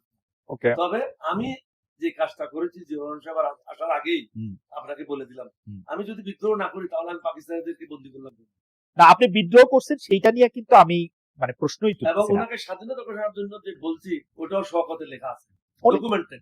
অনেক সময় এটাতে আমি আমি বিশ্বাস ডকুমেন্টেড, আমি কোনো আন্দাজের উপর না। আমি আমি আমি এটা এবং সর্বান্তক এটার নিচে জিয়াউর রহমান সাহেবের লেখা আছে, এটা না শওকত যেখানে লিখছেন ওটার হ্যাঁ। পরে জিয়াউর রহমানের লেখা আছে, হ্যাঁ। উনি এন্ডোর্স করেছেন। এটা না যে শওকত লিখে সাইডে দিয়েছেন, এটা না, জেনারেল শওকতে লিখেছেন, পরে ওকে ওইটার একই পৃষ্ঠাতে জিয়াউর রহমান সাহেব লিখেছেন। ওয়েল এই কাছাকাছি সময় আসে যে ত্রয়োদশ জাতীয় সংসদ নির্বাচন যেটা হইলো সেইটা নিয়ে যখন প্রেস কনফারেন্স হয়েছে সরকার গঠনের আগে, তখন আমি সেখানে গেছিলাম, যাওয়ার পরে মানে এটাও অনেক আলোচিত হয়েছিল। আমি তখনও তিনি প্রধানমন্ত্রী হন নাই, জনাব তারেক রহমানের প্রশ্ন করছিলাম যে যদি অভয় দেন তাহলে প্রশ্নটা করি এইবারের ইলেকশনটা আপনার ইঞ্জিনিয়ারিং করে জিততে হয়েছে কিনা, কারণ আপনি বলছিলেন যে আপনি একটা টাফ ইলেকশন দেখতেছেন, কিন্তু আসলে আপনি 200-র বেশি আসনে জিতছেন। সো এইরকম একটা টাফ যেটা হওয়ার কথা ছিল সেটা যেরকম ইজি হয়ে গেল, এটার জন্য আপনার ইঞ্জিনিয়ারিং করতে হয়েছিল কিনা, দ্যাট ওয়াজ মাই কোশ্চেন। এখন ঘটনা হলো উনি বলছেন যে জনগণের মনটাকে আমি ইনফ্লুয়েন্স করতে পারছি, ওইটাই আমার ইঞ্জিনিয়ারিং, জনগণই আমার ইঞ্জিনিয়ারিং, ভালো তো। কিন্তু ঘটনা হইল আমরা বিভিন্নভাবে যারা আপনাদের পার্টনার, যেমন ধরেন নাসিরউদ্দিন পাটোয়ারি, এনসিপি থেকে, বিশেষ করে মামুনুল হক সাহেবের আমি ইন্টারভিউ করছিলাম, ওইটার মধ্যে উনি কিন্তু এরকম একটা ইয়া করছেন যে ওনাকে হারায় দেওয়া হয়েছে, উনি হারেন নাই। ইঞ্জিনিয়ারিংটা যদি হইয়া থাকে গতবারের ইলেকশনে, আপনি ইলেকশন করেন, আপনার ছেলে ইলেকশন করছে, এবং খেয়াল করেন মানে আপনি তো নিশ্চয়ই এটা মুখস্থ, জনাব ওমর ফারুক আপনার পুত্র, উনি কিন্তু মাত্র 1026 ভোটের ব্যবধানে হারছে। না, হ্যাঁ, ওটা যদি অর্ধেক করেন হ্যাঁ, 613 ভোট, 613 ভোটে, 14 ভোট, মানে 614টা ভোটই ডিসাইডার হয়েছে, 14 ভোট পাইলে 614টা ভোট ডিসাইডার ওখানে ওমর ফারুক জিতার কথা 50,000-এর উপরে। এই যে এখন কি আপনার কাছে আমি আপনাকে এটা কি আপনার কাছে মনে হয় যে যদি কোনো ইঞ্জিনিয়ারিং হয় আমি তাহলে আপনাকে একটু বলি। জনাব শফিকুর রহমান, জনাব তারেক রহমান সবাই ইনভলভ ছিলেন, আমি মানে আপনারাও ইনভলভ ছিলেন বন্ধুদের ইঞ্জিনিয়ারিং? সাথে আমি কথা বলবো না। জি, আমার এলাকাতে কি হয়েছে আমি সেটা আচ্ছা যদি একটু 12টার পর থেকে হুম, আর্মি যারা ডিউটি ছিল, বিশেষ করে একটা মহিলা, হুম, হুম, প্রত্যেকটা সেন্টারে গিয়ে আমার লোকদেরকে এমন পিটাই দিয়েছে, হুম, অনেকের হাত ভেঙে গেছে, হুম, যাদেরকে আমার চিকিৎসা করতে হচ্ছে। ওকে, কারো হাত ভেঙে গেছে, কারো পা ভেঙে গেছে, এবং অনেক জায়গায় এজেন্টদেরকে বলছে দস্তখত করো, বাই ফোর্স দস্তখত করে তাদেরকে পিটিয়ে সেন্টার থেকে বাইর করে দিয়েছে। এবং 4 ঘন্টা রেজাল্ট দেওয়া বন্ধ ছিল। হুম। 6টার পর থেকে আমার ওখানে রেজাল্ট দেন সো একটা না একটা কিছু হইছে, না, 6টার পর থেকে কোনো রেজাল্ট দেন। কিন্তু এই হওয়াটার মধ্যে আমার কথা শেষ করি। হ্যাঁ, জি, 6টার পর থেকে কোনো রেজাল্ট দেন। হ্যাঁ, হঠাৎ করে রাত্রে 12টার সময় বলে দিল অমুক নির্বাচিত হয়েছে। হুম, আমি আপনাকে এটা বলতে চাই, আমি নির্বাচনের সাথে জড়িত 1952 সালের পর থেকে, হুম, ছাত্র জীবন থেকে। হুম, কারণ আমার চাচা ছিল মুসলিম লীগের দক্ষিণ চট্টগ্রাম প্রেসিডেন্ট। হ্যাঁ, হ্যাঁ, উনি একাধিক নির্বাচন করেছেন। তখন উনার নির্বাচনের সাথে জড়িত ছিলাম। তখন না বুঝে রাজনীতি করেছি, হুম, পরে বুঝে রাজনীতি করতেছি। এবার কিন্তু যেভাবে নির্বাচন হয়েছে, হুম, বাইরের থেকে কিছু বোঝা যায়নি। হুম। কিন্তু লাইনে দাঁড়ায় সবার সামনে প্রত্যেককে 3,000 5,000 টাকা করে করে। না আমি কিন্তু না, আমার কথা না, আপনি শেষ করেন, কিন্তু আমার প্রশ্নটা 3,000 5,000 টাকা করে প্রত্যেককে দিয়েছে যে তোমরা যাও ভোট দাও। হুম, এবং 4 ঘন্টা রেজাল্ট বন্ধ ছিল। হুম। কি কারণে 4 ঘন্টা বন্ধ ছিল? আর যে লাইনে দাঁড়িয়ে পয়সাটা দিচ্ছে, না এইটা কিন্তু আমার কথা হইল ইলেকশনের রেজাল্ট আরেকটা পাওয়া, জিনিস করি, হ্যাঁ, 1 মিনিট শেষ করো। জি, বহু নির্বাচনে দেশে হয়েছে, হুম। কিন্তু এতগুলি অশিক্ষিত লোক কোন সংসদ আছে, এতগুলি ঋণ খেলাপি লোক কখনো সংসদে আসে। সেই জন্যই তো আমি এবার বলতেছি, কিন্তু একটা ঐতিহাসিক ঘটনা ঘটেছে, সব ঋণ খেলাপিরা সংসদে চলে আসছে এবং সব অশিক্ষিত লোকগুলি সংসদে চলে আসছে। এখন আপনি চাচ্ছেন সুন্দর বাংলাদেশ, হ্যাঁ, নতুন বাংলাদেশ। হুম। আমার কথা হচ্ছে এই এখন যে এদেরকে দিয়ে কিভাবে আপনি সুন্দর অ্যাবসলিউটলি বাংলাদেশ করবেন? অ্যাবসলিউটলি আমার কথাটা হচ্ছে যাদের আপনি ঋণ খেলাপি বলতেছেন, যাদের আপনি অশিক্ষিত বলতেছেন বা মূর্খ বলতেছেন, আমরা তো সবাই এটা দেখতে পাচ্ছি, মানে এটা তো আসলে আপনার বলাটা তো আপনি গায়ের জোরে বলতেছেন না, আমরাও দেখতে পাচ্ছি, রেকর্ড আছে। আর রেকর্ডে দেখতে পাচ্ছি যে খাতা কলমে লেখা আছে, সংসদে তারা কথা বলতেছেন, ফৌজদারি মামলা আছে। ফৌজদারি মামলা আছে। কিন্তু এই 300 জন বা 50 জন সংরক্ষিত নারী আসন সদস্য সহ, আমি না ওনাদের বাদ দিয়ে যদি আমি 300 জনের কথা বলি, এই 300 জনের মধ্যে 77 আসেন বিরোধী দলে, মানে আপনাদের জোটের ওদিকে এটা আছেন। তো ভাগাভাগিটা কি মানে সবাই মিলেই করা হইলো, মানে বদ্দি রহমান সাথে তারেক রহমান, শফিকুর রহমান দুইজনে? এটা আমি বলতে চাই। না আপনার কাছে কি মনে হয়, আপনার কাছে কি মনে হয়, মানে ইলেকশনের রেজাল্ট যদি ইঞ্জিনিয়ারিং করা হয়, মামুনুল হক সাহেবের আমি ইন্টারভিউ আমার নিয়ে, এলাকাতে- মামুনুল হক সাহেবের ইন্টারভিউ নিয়ে আমি যেটা বুঝছি, আমি আমার এলাকাতে মামুনুল হক সাহেব এটা স্পষ্ট বলছেন যে তাকে কেউ কেউ বলছিলেন যে তিনি যদি এইটা না করেন ওইটা করেন তাহলে তিনি নিশ্চিত পাস করবেন, ওইটা করেন নাই বলে তাকে এটা ফেল করছে। আমি তাকে বলছি আপনাদের যে পার্টনার, আপনাদের সিনিয়র পার্টনার জামাত ইসলামী কি বলে যে আপনি যে এটা ফেল করাটা, এটা বলে যে না ওনারা একটা পজিশন নিছে, ওনারা আরেকটু মানে আমি দেখি যে ওনারও হার্ট আছে যেটা এটা ওনার ব্যক্তিগত বিষয় হতে পারে, আমি এটা ব্লেম করবো না। বুঝছো? আমার ওখানে যেটা আমি দেখেছি, হুম। আমি তো প্রায় 15টা ইলেকশন দেখেছি। কিন্তু আপনার কাছে মনে হচ্ছে যে এই যারা আমি না, সামরিক 15টা ইলেকশন দেখেছি। হ্যাঁ, এইবারের মতো ইলেকশন আমি আপনি ওকে, যে রেজাল্ট বন্ধ হয়ে গেল হ্যাঁ, 5 ঘন্টার জন্য, তারপরে আপনার সবাইকে পিটায় বের করে দেওয়া হলো। না কোন আমার প্রার্থী, আমার যে এজেন্ট, তাদেরকে ভিতরে রাখলো না, তাদেরকে দস্তখত করতে হলো বাই ফোর্স, দস্তখত করে পিটাইয়া বাইর করে দিল। এবং বাইরে যে আমার ভলান্টিয়ার ছিল তাদেরকে পিটাইয়া পুকুরে ফেলাই দেওয়া হলো। এই ধরনের ঘটনা আমি 1952 পর থেকে আর কখনো দেখিনি। 1952 পরে এটা কি আপনার চোখে দেখা সবচেয়ে খারাপ ইলেকশন? আমি এই জন্য বলবো, যেমন হাসিনার সময় যে নির্বাচনগুলো হয়েছে, হুম। কোনো পিটাপিটি নেই, কিছু না, আমরার মধ্যে বন্ধ করে সিলমাইরা ভোটগুলো বা নিয়ে নিয়েছে। আগের দিন পরের দিন কোনোটা দিনের বেলা নিয়েছে, কোনোটা রাত্রের বেলা নিয়েছে। কিন্তু কাকেও পিটাই নেই। এবার গিয়ে কি মারামারি মার্সিলেসলি পিটেছে। আমার এলাকাতে বহু লোকের চিকিৎসা আমাকে করতে হচ্ছে এখনো। পা ভেঙে গেছে, হাত ভেঙে গেছে। হ্যাঁ। আপনাকে বললাম তো কয় ভোট? 614 ভোট পেলে আমার ছেলে নির্বাচিত হয়। এখন আপনি বলেন, এটার জন্য আমরা একটা মামলা করেছি। কি মামলা? যে রিকাউন্টিং হোক। রিকাউন্টিং এর জন্য কয় মাস লাগে? 24 ঘন্টার মধ্যে তো আপনি রিকাউন্টিং এর অর্ডার দিতে পারেন। পারেন না? পারেন, ডেফিনেটলি। এটা অসভ্য দেশ তো না। এটা না। একটা সভ্য দেশ। আমরা এই দেশের জন্য জীবন দিতে গিয়েছিলাম। এখনো যে বেঁচে আছে এটা আল্লাহর মেহেরবানি। একটা জজ সাহেবের উচিত না পরের দিন কাউন্টিং করে দেওয়া বা সপ্তাহের মধ্যে কাউন্টিং করে দেওয়া? কি কারণে 6 মাস দেরি হচ্ছে আপনি আমার বলুন? না, এটা এখানে যদি ইল মোটিভ না থাকে, আপনার যদি দুরভিসন্ধি না থাকে, আপনি কিসের জন্য দেরি করতেছেন? উনি কি মনে করেন উনি মরবে না? যদি আল্লাহর কাছে দায়ী হবে না? আচ্ছা, যদি ধরেন ইলেকশন টেম্পারিং করা হয়ে থাকে, এই টেম্পারিংটা মানে আমরা তো শেখ হাসিনার বিরুদ্ধে সবচেয়ে বড় অভিযোগ আনছি, একটা না, দুইটা না, তিনটা ইলেকশন। প্রত্যেকটা election হ্যাঁ, তিনটা ইলেকশনে উনি tampering, হ্যাঁ, কোনো রাত্রিবেলা, হ্যাঁ কোনো হ্যাঁ, দিনের বেলা, ওইটা কোনোটা পাশের room। তো ওইটা হলো সবচেয়ে বড় অভিযোগ গত 15-17 বছর ধরে। তাহলে এইবারের ইলেকশন টেম্পারিং করার ক্ষেত্রে নেতৃত্ব কে দিল? ডক্টর মোহাম্মদ ইউনূস? মানে অবভিয়াসলি তারেক রহমান ক্ষমতায় ছিলেন না, তো মানে এটা কি তারেক রহমান করতে পারবেন?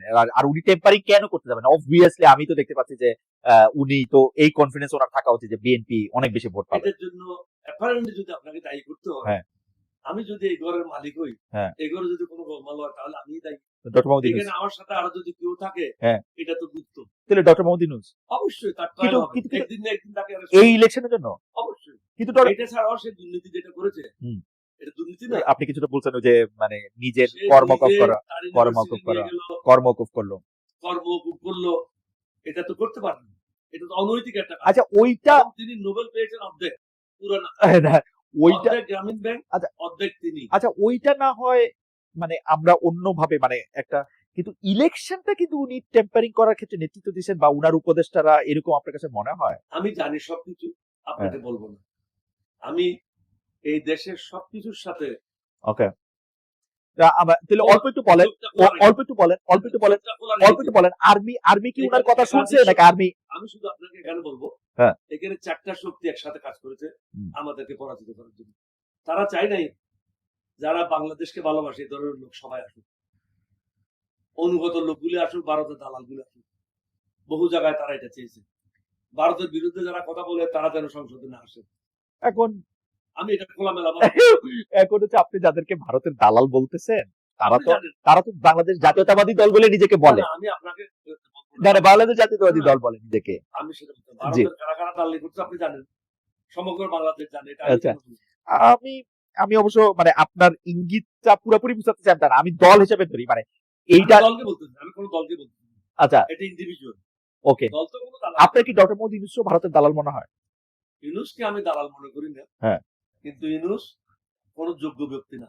ইউনূসকে আমি চিনি 1975 থেকে। ওকে, ইউনূসকে আমি চিনি সে নিজের স্বার্থ ছাড়া কিছুই বুঝে না। ওয়েল, নিজের স্বার্থ বোঝা তো খারাপ না, আপনি আপনার স্বার্থটা বুঝবেন না কেন? অবশ্যই খারাপ। কেন? কেন বলুন আপনি তো? যখন চেয়ারে বসবেন, হ্যাঁ, আপনি সামগ্রিক স্বার্থ রক্ষা করবেন। আপনি নিজের তো সমগ্রের মধ্যে তো আমিও অংশ, নিজের না, সমগ্রের মধ্যে তো বিসর্জন দিতে হবে। হ্যাঁ, নিজেরটা বিসর্জন দিতে হবে। না হলে আপনি নেতা হতে পারবেন। আমি 15 বছর ধরে একটা জিনিস অ্যাপ্লাই করে রাখছি, এটা কেউ দিতেছে না। আপনি এখন আমি আসছি এইটার একটা, আপনি নিজের দিতে পারবেন না। যেমন আমি মন্ত্রী হিসেবে কোনো গান থেকে প্লট নিই। হ্যাঁ, আমি তো নিতে পারতাম। আপনার প্লট দরকার না, আপনি বেগম জি আমাকে একটা প্লট দিয়েছে। হ্যাঁ, কক্সবাজারে মুক্তিযুদ্ধ হিসেবে। শামসুল হক সাহেব ওদের দায়িত্বে ছিল। শামসুল ইসলাম। হ্যাঁ, ভূমি আওয়ামী লীগের সময় আমার প্লটটা বাতিল করে দিল। কোন আপত্তি নেই, বাতিল করে দিল। কিন্তু আমি যে পয়সাটা দিয়েছি, আমার পয়সাটা তো দিবে মনে কোন এক সময় দেয় তো সরকারের পয়সা। সরকারের পয়সা দেয় না। বেগম জিয়াকে সমর্থন করার জন্য হাসিনা আমার বিরুদ্ধে 3 বার দুদক দিয়ে ইনকোয়ারি করে। হ্যাঁ, আল্লাহর মেহেরবানি, আমার নবীজির দয়া, আমার বিরুদ্ধে একটা পয়সার দুর্নীতি পাইনি। বরং আমি সরকারের কাছে 8 লক্ষ টাকার উপরে পাই। ওই যে মানে গাড়ির জন্য এক্সট্রা ট্যাক্স দিতে হয়। আচ্ছা, আর বাড়ির তো কোনো ট্যাক্স নেই। ওকে, পেনশনের কোনো ট্যাক্স নেই, আমার কোনো ব্যবসা বাণিজ্য নেই। গাড়ির জন্য বাধ্যতামূলক 1.5 লক্ষ টাকা ট্যাক্স দিতে হয়। এটা জমা হয়ে 8 লক্ষ টাকা হচ্ছে। আমি অনুরোধ করবো তারেক রহমান সাহেবের জন্য আমার এই টাকাটা ফেরত দেওয়ার ব্যবস্থা নেই। ওকে, এটা আমার হক। ওকে, ফেয়ার এনাফ। আমরা দর্শকদের কাছে একটা প্রশ্ন করেছিলাম যে আস্থার সংকট দূর করতে র্যাবের নাম বদলে স্পেশাল রেসপন্স ব্যাটালিয়ন SRB করা হচ্ছে। এই উদ্যোগ কাজে আসবে বলে আপনি মনে করেন কিনা? শতকরা 21% দর্শক মনে করছেন কাজে আসবে, শতকরা 79% দর্শক মনে করছেন কাজে আসবে না। ডক্টর অলি আহমেদ, আমরা অনেকক্ষণ, মানে আপনি অনুষ্ঠান শুরুর আগে আপনি আমার জানতে চাচ্ছিলেন যে আমরা কতক্ষণ আসলে কথা বলবো। আমি বলছিলাম যে আপনার থেকে একটু সময় চেয়ে নিছিলাম যে আমরা এখন যদি মানে 50 মিনিটের কথা বলছিলাম, দরকার হলে যে আপনার যদি খারাপ না লাগে তাহলে আপনি আমাদের সাথে থাকবেন। আমি একটু ঘুরাইয়া আপনার অনুভূতি নিয়ে আবার একটু রাজনীতির প্রসঙ্গে ফিরে আসি। হ্যাঁ, র্যাবের কথা এটা দর্শকদের জিজ্ঞেস করছিলাম, ওইটা একটা জরিপ। আপনার জন্য প্রশ্ন হচ্ছে একটু রাজনীতিতে ফিরে আসে। আপনার কাছে কি মনে হয়, আপনার অভিজ্ঞতা কি বলে? তাহলে আমি আপনাকে কতগুলি ছোট ছোট প্রশ্ন একটু বেশি করে করতে চাই। এটা একটা ছোট প্রশ্ন, আপনার কাছে কি মনে হয় আপনি যাদের জন্য রাজনীতি করেন তারা আপনার কাছে কি চায় বা কি প্রত্যাশা করে? কি আপনি তাদের প্রতিশ্রুতি দেন, তাদের প্রত্যাশাই বা কি থাকে? জনগণের প্রত্যাশাটা খুব লিমিটেড। ওকে। অনেক জায়গায় খাওয়ার পানি নেই, পানীয় জল। ওকে। তারা একটা টিউবওয়েল চায়। আচ্ছা। অনেক জায়গায় বিদ্যুৎ নেই, তার একটা বিদ্যুৎ চায়, এবং বিদ্যুৎটা হবে নির্বিচ্ছিন্ন। আচ্ছা, আমি আপনার না না আমাদের একজন দর্শক, এটা তো লাইভ, এটা হারায় যাবে, সেজন্য একজন দর্শক একটা প্রশ্ন করেছেন, এটা আপনি একবারে যদি একটু করে দেন। জালাল আহমেদ ওনার নাম, উনি বলেছেন স্যার 30 বছর রাজনৈতিক জীবনে আপনার সবচেয়ে বড় আফসোস কোনটা, যেটা করতে পারেননি বলে আজও কষ্ট হয়? আপনি করতে পারেন প্লিজ। কোনো জিনিস নিয়ে আমার আফসোস নাই জালাল। আচ্ছা। কারণ আল্লাহর হুকুমের বাইরে কোনো কাজ হয়নি। ওকে। আমি একজন মুসলমান হিসেবে প্র্যাকটিসিং মুসলমান। ওকে। আমার নাম অলি আহমদ। আচ্ছা। আমি একজন প্র্যাকটিসিং মুসলমান হিসেবে আমি মনে করি আল্লাহ যেটা করেন সেটাই আমার মঙ্গলের জন্য করেন। জনগণের যেটা করতে চায়, সেই চায় তার বাড়িতে যাওয়ার জন্য রাস্তাটা যেন ঠিক থাকে, সে যেন সুখে শান্তিতে বসবাস করতে পারে, তার ঘরটা যেন কেউ দখল করে না নিয়ে, তাকে যেন কোনো জিনিসের জন্য চাঁদা দিতে না হয়। এখন প্রতিনিয়ত কি হচ্ছে, গরিব লোকদের উপর অত্যাচার হচ্ছে। আপনি বড় মানুষ, মনে করেন আপনার পাশে একটা গরিব লোক আছে, আপনি চাচ্ছেন জায়গাটা দখল করে নিয়ে আপনার ঘরটার আঙ্গিনাটা বড় করবেন। এই ধরনের জিনিসটা কিন্তু অহরহ হচ্ছে। এবং প্রবাসে আমাদের অনেক লোক আছে চট্টগ্রামের, যেহেতু তারা প্রবাসে থাকে, তাদের ঘরটা অরক্ষিত থাকে, তাদের পরিবার অরক্ষিত থাকে। তাদের পরিবারদের থেকে বলা হয় তোমাদেরকে এত টাকা দিতে হবে, না হলে এখানে থাকতে পারবে না। মানুষ চায় একটা সুশাসন এবং একটা প্রসিজার। আপনি যে আমেরিকাতে থাকেন, আমেরিকাতে কি কোনো ব্যক্তি শাসন করে না সিস্টেমটা করে, ইনস্টিটিউট করে? আমি সারা জীবন চেষ্টা করতেছি সিস্টেমটা করার জন্য।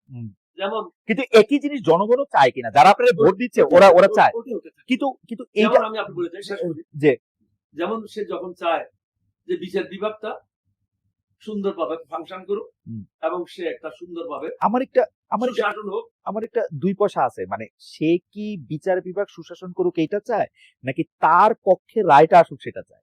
সে কি একটা আদর্শ সিস্টেম চায়, নাকি তার ছেলের চাকরি হোক সেটা চায়? অনেক সময় তো হয়তো অনেকের থাকতে পারে তার ছেলের চাকরিটা চাইতে পারে, এটা তো কোনো দোষণীয় না, আমি মনে করি এটা দোষণীয় না, কিন্তু সে তো তখন এটা চিন্তা করে না তার ছেলেটা এটার জন্য যোগ্য কিনা। রাইট, এটা চিন্তা করে।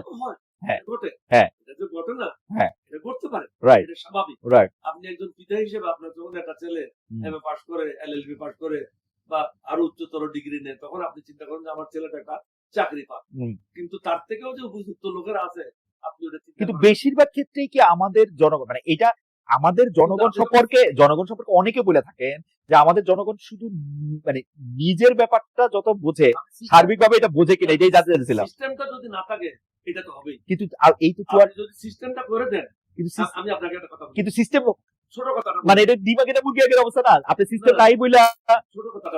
হ্যাঁ, আমাদের হসপিটালগুলোতে গেলে আপনি দেখবেন 100টা লোক আছে, 100 জনের কথা বলতেছে, রাইট, চিৎকার করতেছে।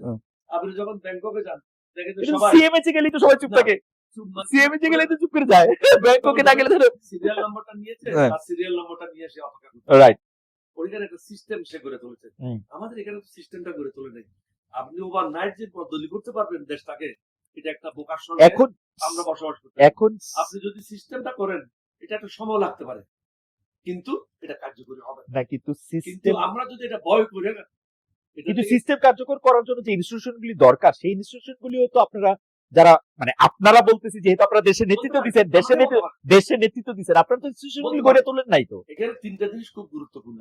আপনারে আমি মন্ত্রী থাকা অবস্থায় দেখছি যে আপনি আপনার ফ্রাস্ট্রেশন ঝাড়তেছেন, বিকজ সেখানে ইনস্টিটিউশন গইরা উঠে নাই, সিস্টেম নাই, আপনি চেষ্টা করেও অনেক কিছু আপনি করতে পারতেছেন না যেটা আপনি করতে চাইতেছেন। কিন্তু এখন এটা কেমনে হবে? রাতারাতি যে এটা হবে না। ওয়ান প্রাইম মিনিস্টার যদি চেষ্টা করে, হ্যাঁ, এটা শুরু করতে পারে, You can কিন্তু start. একজন মন্ত্রী পারে না। একজন মন্ত্রী পারে না। একজন কারণ এখানে পলিসির ব্যাপার আছে এবং প্রাইম মিনিস্টার যার কাছে ওকে আপনি ওকে দেখেন, একসময় দুজন প্রফেট ছিল না, হুম। একসময় একজন নবী ছিল, হুম। ওই নবী এই সমস্ত সিস্টেমটা পরিবর্তন করেছে। হুম। এখন যদি প্রাইম মিনিস্টার চায়, তিনি বলে দিলে ঠিক আছে, সব জায়গায় অ্যাকাউন্টেবিলিটি হবে। যেমন ধরুন 3টা কম্পোনেন্ট একটা রাষ্ট্রের জন্য খুবই গুরুত্বপূর্ণ। একটা হলো বিচার বিভাগ। আচ্ছা, এখন বিচার বিভাগ কেমন? বিচার বিভাগ আপনাকে বলে যাচ্ছি, হ্যাঁ। একটা হলো বিচার বিভাগ, হ্যাঁ। আর একটা হলো দুর্নীতি দমন কমিশন, হ্যাঁ, আর একটা হলো সিভিল প্রশাসন। রাইট। এখন সিভিল প্রশাসন যদি ঘুষ খায়, আপনি তো কোনো বিচার পাবেন না। জজরা যদি ঘুষ খায়, আপনি তো কোনো বিচার পাবেন না। আপনি যদি দুদকের লোকেরা ঘুষ খায়, আপনি বিচার পাবেন না। আপনি যদি এই জায়গায় তার নিয়োগটা একটা পদ্ধতির মাধ্যমে করেন, তাহলে তো আপনি একটা সিস্টেমটা শুরু করলেন। ওকে, একটা জবাবদিহিতা থাকলো। আচ্ছা, আমাদের সময় নেই দেখে আমি একটু বেশি বেশি করে তাড়াতাড়ি করে বলি। বিচার বিভাগটা নিয়ে আমি বলি, আপনি যেহেতু একদম 3টা বিভাগ আলাদা করে আমার বলছেন। ছেলেটা বললাম, হ্যাঁ, আমরা মামলা করেছি, হ্যাঁ। এখন প্রায় 6 মাস হতে ওই যে আমরা 6 মাস ওই যে 4.5 বছর পরে গিয়ে একটা রেজাল্ট দিবে। 6 মাস হতে হ্যাঁ, অথচ জজ সাহেব বলতে পারতো 10 দিন পরে এটা কাউন্টিং হবে। এটা তো কোনো হাতে গোড়া কিছু নাই। এটা কাউন্টিং না না, ওই যে 4.5 বছর পরে গিয়ে কবে কাউন্টিং করা। হ্যাঁ, 4.5 বছর। জুডিশিয়ারি। আচ্ছা, আমি আপনাকে একদম স্পেসিফিকলি, কারণ আপনার তো সবসময় আপনার কথাও আমরা শুনতে পারবো না, যদি সুযোগ পাইছি তাহলে এইটা একদম স্পেসিফিকলি বলি। বিচার বিভাগ, আপনি আওয়ামী লীগ সরকারের 10-এ কত দিবেন, ইউনূস সরকারের 10-এ কত দিবেন, বর্তমান সরকারের 10-এ কত দিবেন? এই 3টা সরকারের সবাইকে শূন্য দেন, সবগুলি ক্ষেত্রে এবং একটার সাথে আরেকটার কোনো তফাৎ নাই। না না, সবগুলি একই। আচ্ছা আচ্ছা, মানে বিচার বিভাগে আপনাকে আবার বলি, হ্যাঁ, এখানে একটা কমিটি করতে হবে, বিদেশে যেরকম আছে। কিন্তু কমিটি করলে তো বাংলাদেশের লোকই হবে, আর তো আর কি ভালো হবে? বাংলাদেশের লোকই হবে। তখন তো আপনি একটা সিস্টেম শুরু করলেন। কিন্তু আপনি যদি জুডিশিয়াল প্রসিডিওর দেখার জন্য আপনার একটা কমিটি করেন, এটা কি একটা ভালো আইডিয়া হবে? ধরেন এই কমিটির মধ্যে কে থাকবে? আপনি থাকবেন, নাহলে নাহিদ ইসলাম সাহেব থাকবে, নাহলে শফিকুর রহমান সাহেব থাকবে বিরোধী দল থেকে, নাহলে ওইখান থেকে তো আবার একটা 3টা বিএনপির লোক থাকবে। আজকে খারাপ, হ্যাঁ, কালকে তো খারাপ না, কিন্তু আপনি একটা কমিটিতে দেখতে গিয়ে আরেকটা কমিটি নেওয়া, এটা তো ভালো সিস্টেম না। বৃষ্টি হবে বলে না, কিন্তু এটা তো ছাতি নিয়ে বসে না, কিন্তু এটা তো ভালো সিস্টেম না। একটা আপনাকে তো জুডিশিয়ারিকেই আপনার ঠিক করতে হবে, ওকে ওভারসি করার জন্য আরেকটা কমিটি দিয়ে আমি আপনাকে একটা কথা বলি, আমি যখন railway minister, road and highway minister হলাম, সবচেয়ে করাম মিনিস্ট্রি ছিল। হ্যাঁ, প্রথম আমি চিফ ইঞ্জিনিয়ারকে স্যাক করে দিলাম। গরিবকে মারা তো লাভ নেই, প্রথমে বড়রাই ফেলা। রাইট। রেলওয়েতে আপনি গিয়ে রেকর্ড দেখবেন, এটা আমার মুখের কথা না, উপর থেকে 2 জন বাদ, mister Monaf, mister Joynal Abdin, serially 117 জন অফিসারকে আমি রিটায়ার করে দিয়েছি। আচ্ছা আচ্ছা, শুনুন না, হ্যাঁ হ্যাঁ, 147 জন বুকিং ক্লার্ক। বিএনপির অনেক মন্ত্রী আমার ঘরে আসছে, I said get lost and get out. BRTC কে বন্ধ করে দেওয়ার জন্য ওয়ার্ল্ড ব্যাংকের থেকে চিঠি দিয়েছে। আমি বেগম জিয়াকে বললাম আমি বিআরটিসি ভায়াবল করবো। উনি বলেন কিভাবে? বলছে আমার উপর ছেড়ে দেন।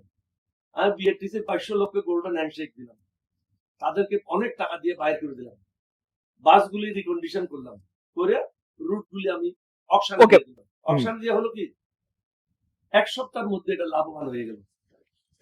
আবার রেলওয়েতে কি করলাম, 3rd ক্লাসে আপনি কাঠের উপরে বসে যেতেন, আমি 1 ইঞ্চি ফর্ম লাগাই দিলাম, এবং আজানের জন্য একটা রুম আলাদা করে দিলাম, নামাজের জন্য আলাদা করে দিলাম, রিক্রিয়েশনের জন্য আলাদা করে দিলাম। মানুষের সুযোগ সুবিধাটা অনেক অনেক অনেক খাওয়াল দিয়ে দিলাম।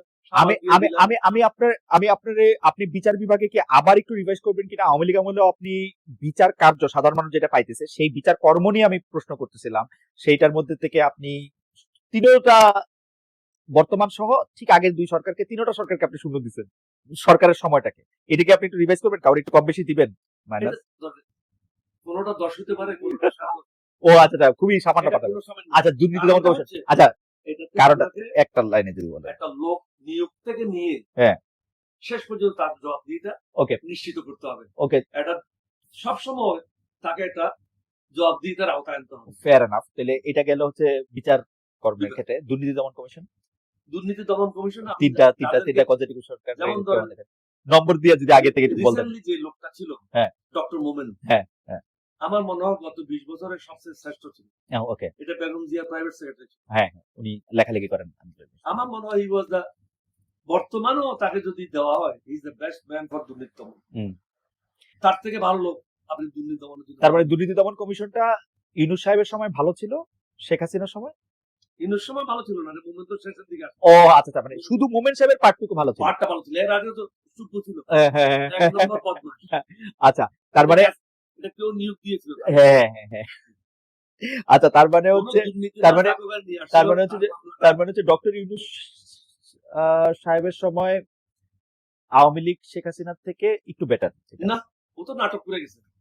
হ্যাঁ? ও তো নিজের কেরিয়ার না, দুর্নীতি দমন কমিশনের ক্ষেত্রে। দুর্নীতি দমন কমিশনে মোমেন্টকে যখন দিল, হ্যাঁ, তখন আমি তো মনে মোমেন্ট করলাম সাহেব 6 মাস মোমেন্ট কিন্তু কাজ করার সুযোগ তো পাইনি। পায় না। আচ্ছা, ঠিক আছে। তার মানে পুরা সময়টার জন্য আপনি ইউনূস সাহেবকে শেখ হাসিনার সরকারের চেয়ে বেশি টাইম দিতে মানে বেশি নম্বর দিতে চান না দুর্নীতি দমন কমিশনের ক্ষেত্রে। না, তিনি তেমন কোনো উন্নতি করতে পারলেন না। আর বর্তমান সরকার সময় বর্তমান মাস, সরকার থেকে সময় তো এখন দুর্নীতি দমন কমিশনে কেউ নেই, নন হ্যাঁ, ফাংশনাল, নন ফাংশনাল। হ্যাঁ, অ্যাবসলিউটলি 100% নন ফাংশনাল।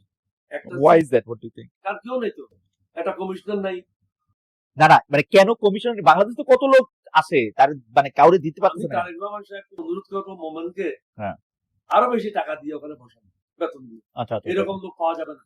ওকে, কিন্তু আপনি কিন্তু এখন নন ফাংশনাল তো অবশ্যই এখানে কমিশনার নাই। নিজের স্বার্থ দেখলে হবে, ওকে, জনগণের স্বার্থ দেখলে আচ্ছা হবে। সিভিল আমাদেরকে মরতে হবে, আল্লাহর কাছে জবাবদিহি করতে হবে, আচ্ছা, এটাই সবচেয়ে বড়। আচ্ছা সিভিল প্রশাসনের ক্ষেত্রে সিভিল প্রশাসন এই 3 সরকারের যদি আপনি তুলনা সিভিল করেন, প্রশাসনের ক্ষেত্রে নিয়োগের ব্যাপারে আপনাকে কঠোর হতে হবে। না আপনি 3 সরকারের যদি বিবেচনা করেন, আমি আপনাকে সেরকম 3 সরকারের পারফরম্যান্স, গোলাতে যাবেন তো আপনি। হ্যাঁ, ও নিয়োগের ব্যাপারে, নিয়োগের সময় নিয়োগ তো আপনাকে পিএসসি থেকে। নিয়োগের সময় আপনাকে কঠোর হতে হবে। হুম, এখন দল কানা হলে হবে না। যেমন আওয়ামী লীগের যখন 1971 সালের পরে তোফায়েল সাহেব স্লিপ দিল, সে হুম, সিভিল সার্ভেন্ট হয়ে গেল, হুম, এরকম হলে হবে না। আপনি যে সিভিল সার্ভিস কমিশন করবেন, এই কমিশনে কারা যাচ্ছে? হুম, কম্পিটেন্ট লোক দিতে হবে, যারা কোনো দল কানা হবে না, কারো হুম, চাকর হিসেবে কাজ করবে, হুম, কারো দালাল হিসেবে কাজ করবে, হুম, বাংলাদেশের জনগণের দালাল হিসেবে কাজ করবে। হুম, তখন আপনার ভালো নিয়োগগুলি হবে, হুম, ব্রিলিয়ান লোকগুলি হবে। ব্রিলিয়ান লোকগুলি হুম, যখন হবে, সে দুর্নীতি করবে না। না মানে মেক সেন্স। তাহলে আপনি শেখ হাসিনা সরকারের সময় সিভিল প্রশাসন, ডক্টর মোহাম্মদ ইউনূস সরকারের সময় সিভিল প্রশাসন এবং এই সময় সিভিল প্রশাসন, আপনি এখন কোনটারে আগে রাখবেন পিছায় এখন রাখবেন? ধরুন তারেক রহমান সাহেবকে কে বা কারা বুদ্ধি দিচ্ছে আমি জানি না। হুম, প্রত্যেকটা জায়গায় দলীয় লোকদেরকে নিয়োগ দিচ্ছে, ইভেন হুম, কর্পোরেশনে। হুম, একটা লোকের যদি অভিজ্ঞতা না থাকে, আপনি হুম। কর্পোরেশন তো সে চালাতে পারবেন না। আপনি নিয়োগ দিতে পারেন কর্পোরেশন সিইওরা চালাবে, চেয়ারম্যান থাকবে দলীয় লোক, অসুবিধা কি? না। হয়তো তাহলে ব্যাখ্যা তাদের, তাহলে আপনি ব্যাখ্যা তাদের, তাহলে আপনি তন্ত্র রাখলো কোথায়? ব্যাখ্যা তাহলে তো তাদের। আপনি একদলীয় শাসন বাকশালিকায় মরে গেল। এখন উনি করছে কি, ডিস্ট্রিক্ট কাউন্সিলে দলীয় লোক দিয়েছে, হুম, সিটি কর্পোরেশনে দলীয় লোক দিয়েছে, হুম। কর্পোরেশন গুলিতে দলীয় লোক দিচ্ছে। কিন্তু নিরপেক্ষ লোক কই পাবে? আমার কথা অর্ধেক আওয়ামী লীগ আমার কথা শুনুন, বাদ দেন, আমার কথা শুনুন। এটা উনি নিজের ক্ষতি করতেছেন। মেবি। এটা সিভিল প্রশাসন থেকে যারা দক্ষ লোক, হ্যাঁ, তাদেরকে বেছে নিয়ে ওখানে দেওয়া উচিত ছিল, ওকে, এবং তাকে কড়া নজরদারিতে রাখবেন। আচ্ছা, কড়া নজরদারিতে যখন রাখবেন, সে দুর্নীতি করতে পারবে না। তার প্রত্যেকটা কাজ মাসে মাসে মনিটর করবেন। আপনি যদি কাকেও ছেড়ে দেন, মনিটর না করেন, তাহলে সে তো স্বৈরাচারী করা। আপনি যদি প্রত্যেক মাসে মনিটর করেন কি করতেছে না করতেছে, হুম, যেমন শহীদ রাষ্ট্রপতি জিয়াউর রহমানের সময় হুম, আমি শহীদ রাষ্ট্রপতি জিয়াউর রহমানের পক্ষে প্রত্যেকটা মন্ত্রী কি করছে না করছে সচিবদের মাধ্যমে খবর দিতাম, হুম, এবং কেউ যদি গোলমাল করতো তাকে বঙ্গভবনে ডেকে নিয়ে আসতাম, যে তুমি এই দিন এই কাজটা করছো, হুম, সো ইউ আর আউট, হুম, বের করে দিয়েছি। হুম। এখানে মায়া মমতা করে প্রশাসন চলছে। ওকে, আমরা একদম শেষ পর্যায়ে, আপনি, এটা একদম শেষ প্রশ্ন, আপনি ব্যক্তি, আপনি রাজনীতিক, আপনি রাজনীতি পর্যবেক্ষক, আপনি আপনি আপনাকে 5 বছর পরে কোথায় দেখেন? 5 বছর আমি তো 1 সেকেন্ড পরেও না, সেইটা আমরা ধরে নেব, সেটা তো আর আমাদের হাতে নেই। 1 সেকেন্ড পরেও না, আপনার তো নিশ্চয়ই একটা, আল্লাহর উপর আল্লাহ, নিশ্চয়ই একটা, আল্লাহর উপর না আল্লাহ। হায়াতটা বাদ দিয়ে, আমি কোনো কিছুই চিন্তা করি না। মানে আপনার একটা আমি রাজনৈতিক, সবকিছু, আপনি একজন সক্রিয় আমি রাজনীতিবিদ, আপনার একটা, ছোটকাল থেকেই আমি আল্লাহর উপর আমার আচ্ছা, সবকিছু ছেড়ে দিয়েছি। আল্লাহ আমাকে যেখানে নিয়ে যাবেন, হুম, যেখানে অনেক মেজর ছিল, হুম, আমার থেকে অনেক দক্ষ দক্ষ অফিসাররা বাংলাদেশে ছিল, হুম, তারা তো বিদ্রোহ করে নাই। হুম, ক্যাপ্টেন অলি বিদ্রোহ করেছে, হুম, তা আমি করেছি বিদ্রোহ, আল্লাহ আমাকে দিয়ে হুম, করেছে নাকি না? হুম, হুম, ডেফিনেটলি, 1975 সালের পরে হুম, শহীদ রাষ্ট্রপতি জিয়াউর রহমান যখন রাষ্ট্রপতি হলো, হুম, দেশের দায়িত্ব নিল, উনাকে সহায়তা করার জন্য লক্ষ লক্ষ লোক ছিল, হুম, কিন্তু আমাকে বেছে নিল কেন? আমি তো গেলাম। হুম, হুম, রোহিঙ্গা রিফিউজি হুম, 1992 সালে হুম, মোস্তফিজ সাহেব পররাষ্ট্রমন্ত্রী হিসাবে বহুবার গেল বার্মাতে, বার্মা ফিরে নিচ্ছে না, কিন্তু আমি যাই ওদেরকে বাধ্য করলাম, তোরা ফিরে নিবি না হলে যুদ্ধ করে আরাকান নিয়ে নেব। চাকমারা আসতেছে না ইন্ডিয়া থেকে, আমি ইন্ডিয়া গিয়া নরসিমা রাওর সাথে কথা বললাম, তুমি পার্মানেন্টলি তাদেরকে রেখে দিবা অথবা তারা ফিরে যাবে, হুম। যদি ফিরে না যায় আমি কারো দাঁড় দাঁড়িয়ে না, আমি বাংলাদেশ বর্ডারে মাইন লাগাই দেবো। না আমি কেন এটা বলতেছি, হ্যাঁ you have to mean business. না আপনার যদি নিজস্ব স্বার্থ জড়িত না থাকে, হুম, আপনি যে কোনো কাজ করতে দ্বিধা করবেন না। ওকে ফেয়ার এনাফ। আমি মনে হয় যে যা যা কিছু আমাদের প্রশ্ন ছিল, যা যা কিছু দর্শকদের প্রশ্ন ছিল, সবই আমরা আপনাকে করেছি। আপনি তো সাংঘাতিক রকমের একটা গুরুত্বপূর্ণ কালের সাক্ষী, এবং আপনাকে নিয়ে নিশ্চয়ই আরো অনেক আমরা চর্চা করব, আপনাকে আরো অনেক প্রশ্ন করব। আপনি সব প্রশ্নেরই আপনি কোনো প্রশ্নের ক্ষেত্রে যেমন অনুষ্ঠান শুরুর আগে দুইটা কথা দর্শকদের আসলে বলেই রাখি। আমরা কিন্তু ডক্টর অলি আহমদকে জিজ্ঞেস করছিলাম যে আমরা এমন কিছু কি আছে যেটা প্রশ্নের জবাব আপনারা দিতে চান না। উনি কিন্তু একদম বলছে আপনার কাছে না, কারো কাছে আমার এরকম কোনো প্রশ্ন নাই যেটার উত্তর আমি দিতে পারবো না। সো আমি যে কোনো জিনিস ভুল করি নাই এটা না, মানুষ মাত্রই ভুল। আদম আলাইহিস সালাম ভুল করেছিল বলে আমরা পৃথিবীতে এসেছি। আদম আলাইহিস বাবা যদি ভুল না করতেন, আমরা আজকে এখানে আসতাম না। মানুষ মাত্রই ভুল। শুধু আমার নবী ছাড়া আর কেউ ক্লেম করতে পারবে না যে আমরা ভুল করি। আমি অনেক ভুল করেছি, তবে আমি অনুরোধ করব, আমাকে যখন সমালোচনা করবেন, আমার প্রত্যেকটা দিক বিচার বিশ্লেষণ করে গঠনমূলক সমালোচনা করেন, আমি যেন আপনাদের উপকার আসতে পারি। আর ভুল ত্রুটির কথা তো হয়েছে, যেমন একজন দর্শক আমারও সমালোচনা করেন, আমি সমালোচনার ঊর্ধ্বে না, কিন্তু গালাগালি করে কোনো লাভ পাবেন না। আল্লাহর কাছে সবচেয়ে শেষে কারো কাছে জবাবদিহি করতে হবে না, কিন্তু আমার আল্লাহর কাছে আমাকেও জবাবদিহি করতে হবে, সবাইকে করতে হবে। সুতরাং আমাদেরকে মানুষ হতে হবে এবং ভালো মানুষ হতে হবে। যারা মুসলমান তাদেরকে ভালো মুসলমান হতে হবে, কোরআন এবং সুন্নাহ মেনে চলতে হবে। আপনাদের সবাইকে ধন্যবাদ। বাংলাদেশ জিন্দাবাদ। আসসালামু আলাইকুম ওয়া রাহমাতুল্লাহি ওয়া বারাকাতুহু। আপনাকে অনেক অনেক অনেক সবাই সুস্থ থাকেন, দেশটা সঠিক পথে এগিয়ে যাক, আল্লাহর কাছে এটাই প্রার্থনা করি। মৃত্যুর আগে এটাই দেখে যেতে চাই, বাংলাদেশটা সঠিক পথে আছে। যে দেশটাকে জন্ম দিয়েছি সেই দেশটা অগ্রগতি করুক, কোন দেশের তাবেদার হিসাবে নয়, একটা স্বাধীন দেশ হিসাবে থাকুক, এবং সামরিক বাহিনীটা শক্তিশালী হোক, কারোর সাথে যুদ্ধ করার জন্য নয়, দেশটাকে রক্ষা করার জন্য।